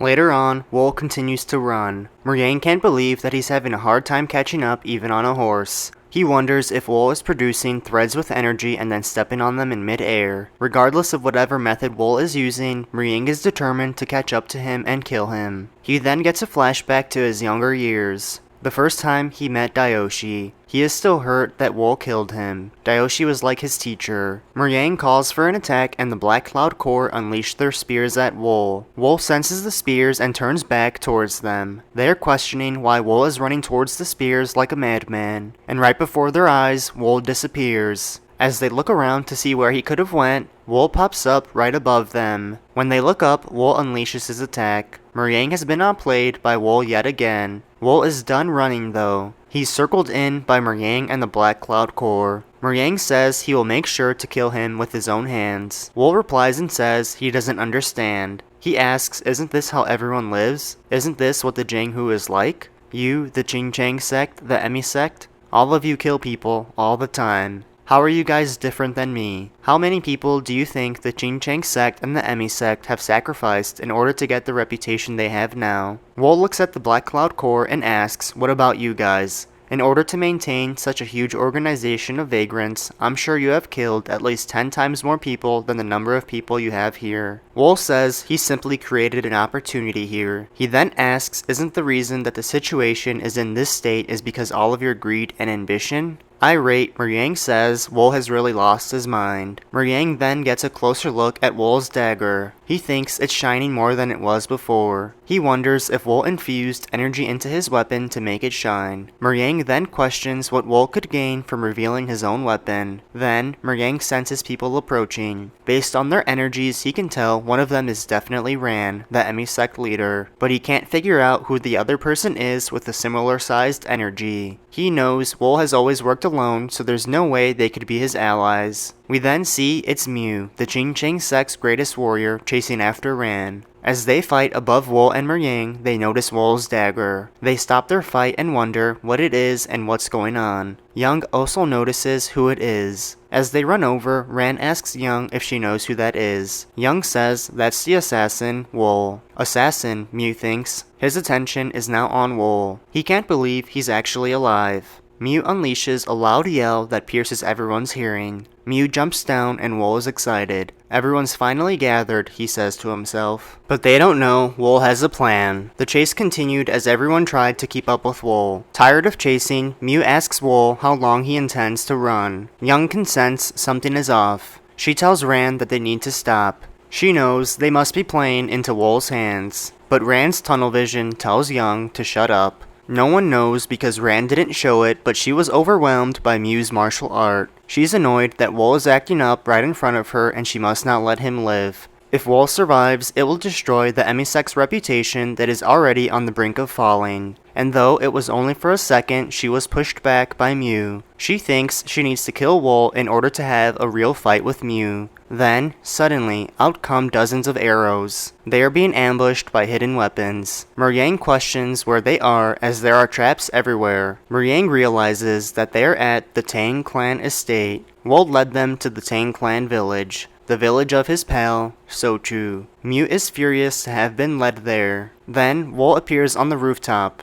Mew and Wol lock eyes. Then, Ran interrupts and asks Wol what he's up to. Wol says, sear this into your eyes. This is his inescapable net trap. Then, one of the Black Cloud Corps members tries to sneak up on Wol. As he goes in for an attack, Wol sends the hidden daggers his way. The member is able to defend a few but gets too cocky. More hidden daggers fly out and these surprise him. He fights off a few more but ultimately he's no match.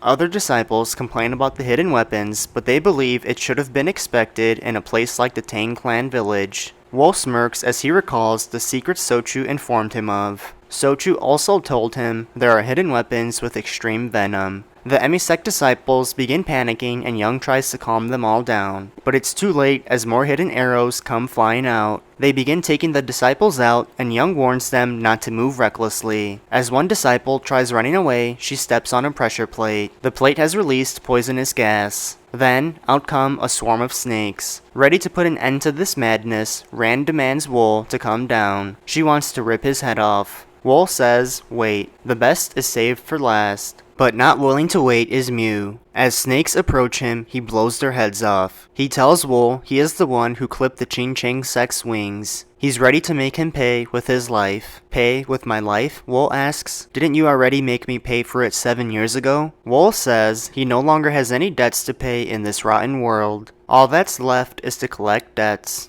Wol jumps off the roof and heads right towards Mew. Wol is prepared to go face to face with Mew. Mew tells Wol he's changed much since they last met. Everything except for those eyes. Wol tells Mew he's still the same except for his eyes. Mew draws his sword and tells Wol he won't let him get away this time. Mew draws his Azure Cloud Crimson Dawn Slash and prepares the attack for Wol. Wol also prepares for battle and charges right at him. Wol sends his daggers right at Mew, who successfully defends. Mew is impressed and says Wol is no longer just an ordinary assassin. The two battle and Mew wonders what kind of 7 years it's been for Wol. His techniques are sharper than any martial master within the Sichuan province. Mew is enjoying the challenge. It's been a long time since he's tried so hard to win. Mew stops and says, alright. He powers up and sends Wol a final threat. Let's see if you can stop this, he says. As Mew rushes in, Wol is prepared. The two clash and Mew felt something. He knows Wol won't escape unscathed upon receiving this attack.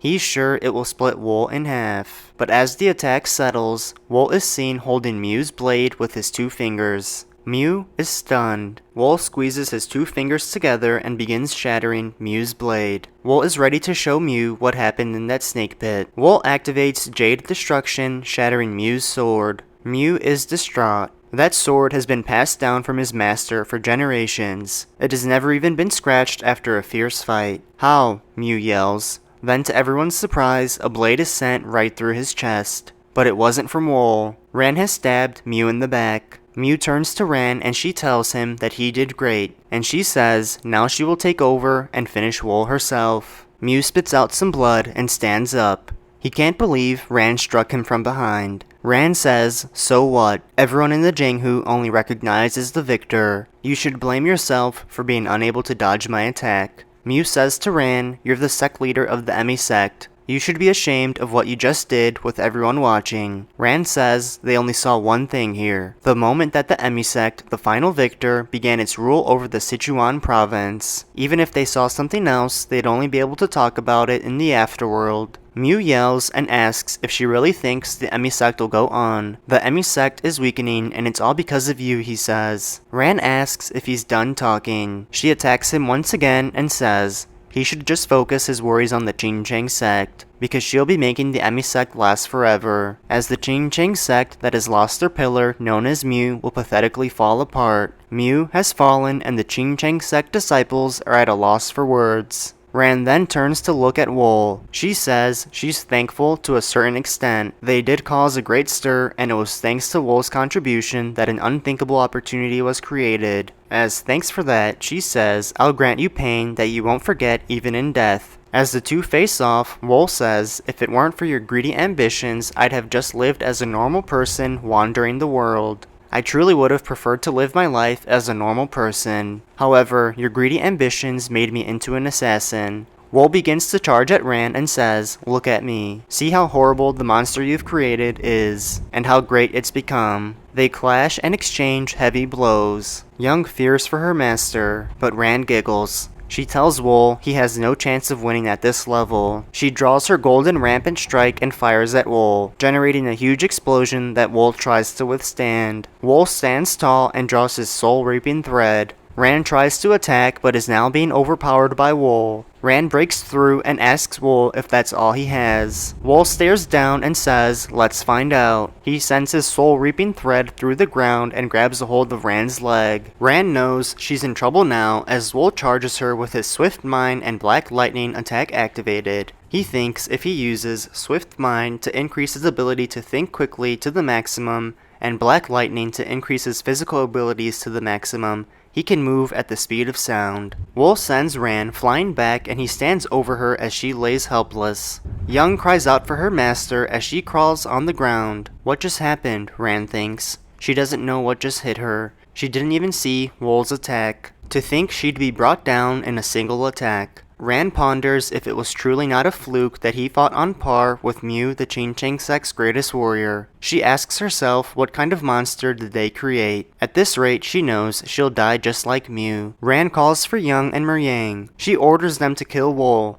They clearly fear the challenge, but they won't turn Ran down. How unsightly, Wol says. You want to sacrifice the lives of two people just to save your own. Do you think I'll let such a chance go? He asks. Wol rushes her again. He zooms right past Meryang and is headed right towards Young and Ran. As Ran fears for her life, Meryang tries to attack Wol from behind. Wol notices and activates his soul-reaping thread, sending a dagger right at Meryang. The dagger grazes Meryang and he thinks it was a shallow attack. But more daggers are headed his way and this time he's hit. Meryang falls to the ground as Wol continues charging at Ran. But now, in his way, is Young. She sends an attack and commands Wol to stop. Wol dodges the attack and sends Young another, this time grazing the cheek of Wol. But Wol doesn't stop and runs right past Young without a counter. She is shocked Wol didn't retaliate. Young doesn't understand why. Wol reaches Ran and looks down on her. As he looks down, she calls him a bastard.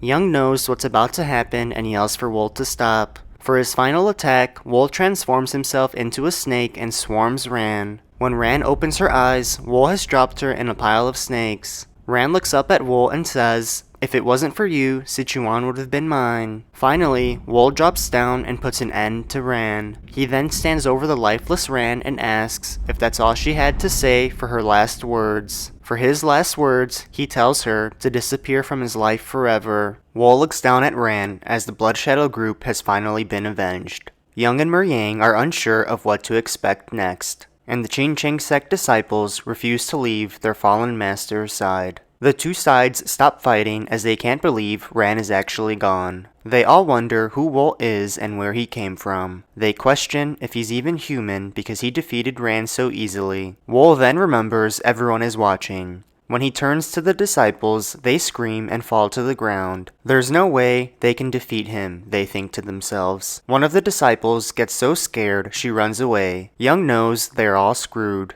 Everyone has been overwhelmed by Wol. The assassin everyone hated cut down the leaders of the Emi sect and the Qingcheng sect in an instant. He has taken total control over Sichuan. Young wonders what's the best option for the Emi sect going forward. As she thinks, Wol turns to face her and they lock eyes. As Young nervously says Wol's name, she's interrupted by a loud yell. Back from the dead is Mew, the Qingcheng sect's greatest warrior. He jumps up and is filled with rage. Young and Wol look back and wonder how this could be. Mew shouts and is ready for his rematch with Wol. The disciples try to ask Mew if he's alright because of his new intimidating appearance. The disciples are almost certain that the ominous energy coming from Mew is demonic. They can't believe Mew has learned demonic arts. Mew rushes towards Wol and he can tell that his movements are completely different. Wol thinks Mew's movements feel similar to his. The Qingcheng sect disciples beg Mew to stop out of fear, but he doesn't listen. Wol can tell Mew is way faster than earlier and there aren't any gaps in his movements. Wol also questions if Mew has learned demonic arts, but Wol knows Mew is not in the right state of mind.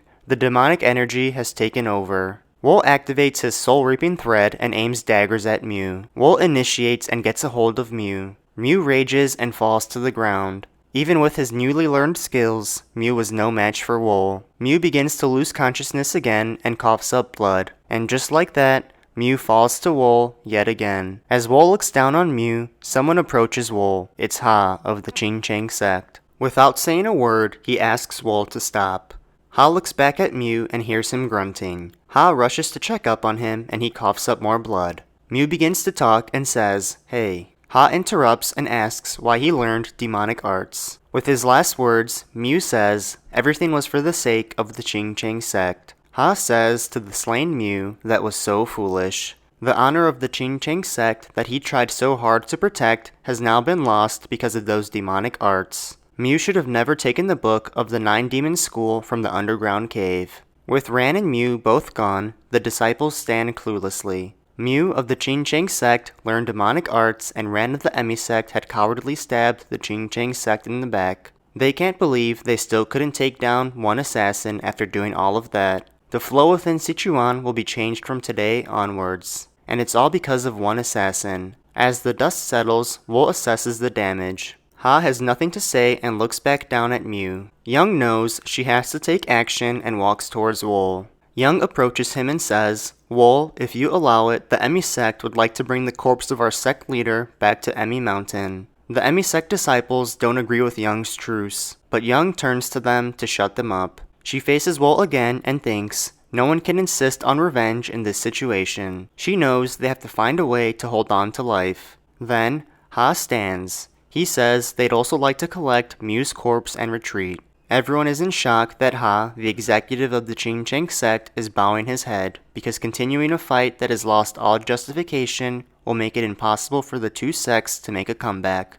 They all wonder if Wol will show them mercy. Wol thinks and says, "If I let you go, you'll probably scheme your revenge just like I did back then." Young swears upon her name that the Emi sect will not seek revenge against him. Ha says the same, as they will forget all grudges with this. Wol asks how he's supposed to believe them. Young says she'll make it so that he'll believe it. Ha also promises. Wol takes a second again and reviews both offers. He looks out into the sky and his eyes shine bright. Looking for a fresh start, Wol grants them permission to leave. With this incident, all of Sichuan fell into a downturn. The Emi sect and the Qingcheng sect that were fighting so hard over power had stopped their activities. The other sects also closed and locked themselves up and focused on recovering their losses. Numerous people suffered great losses, but not a single one dared to even dream of seeking revenge against Wol, who is a legend known as the Reaper. Thank you for tuning in to Season 1 of this series.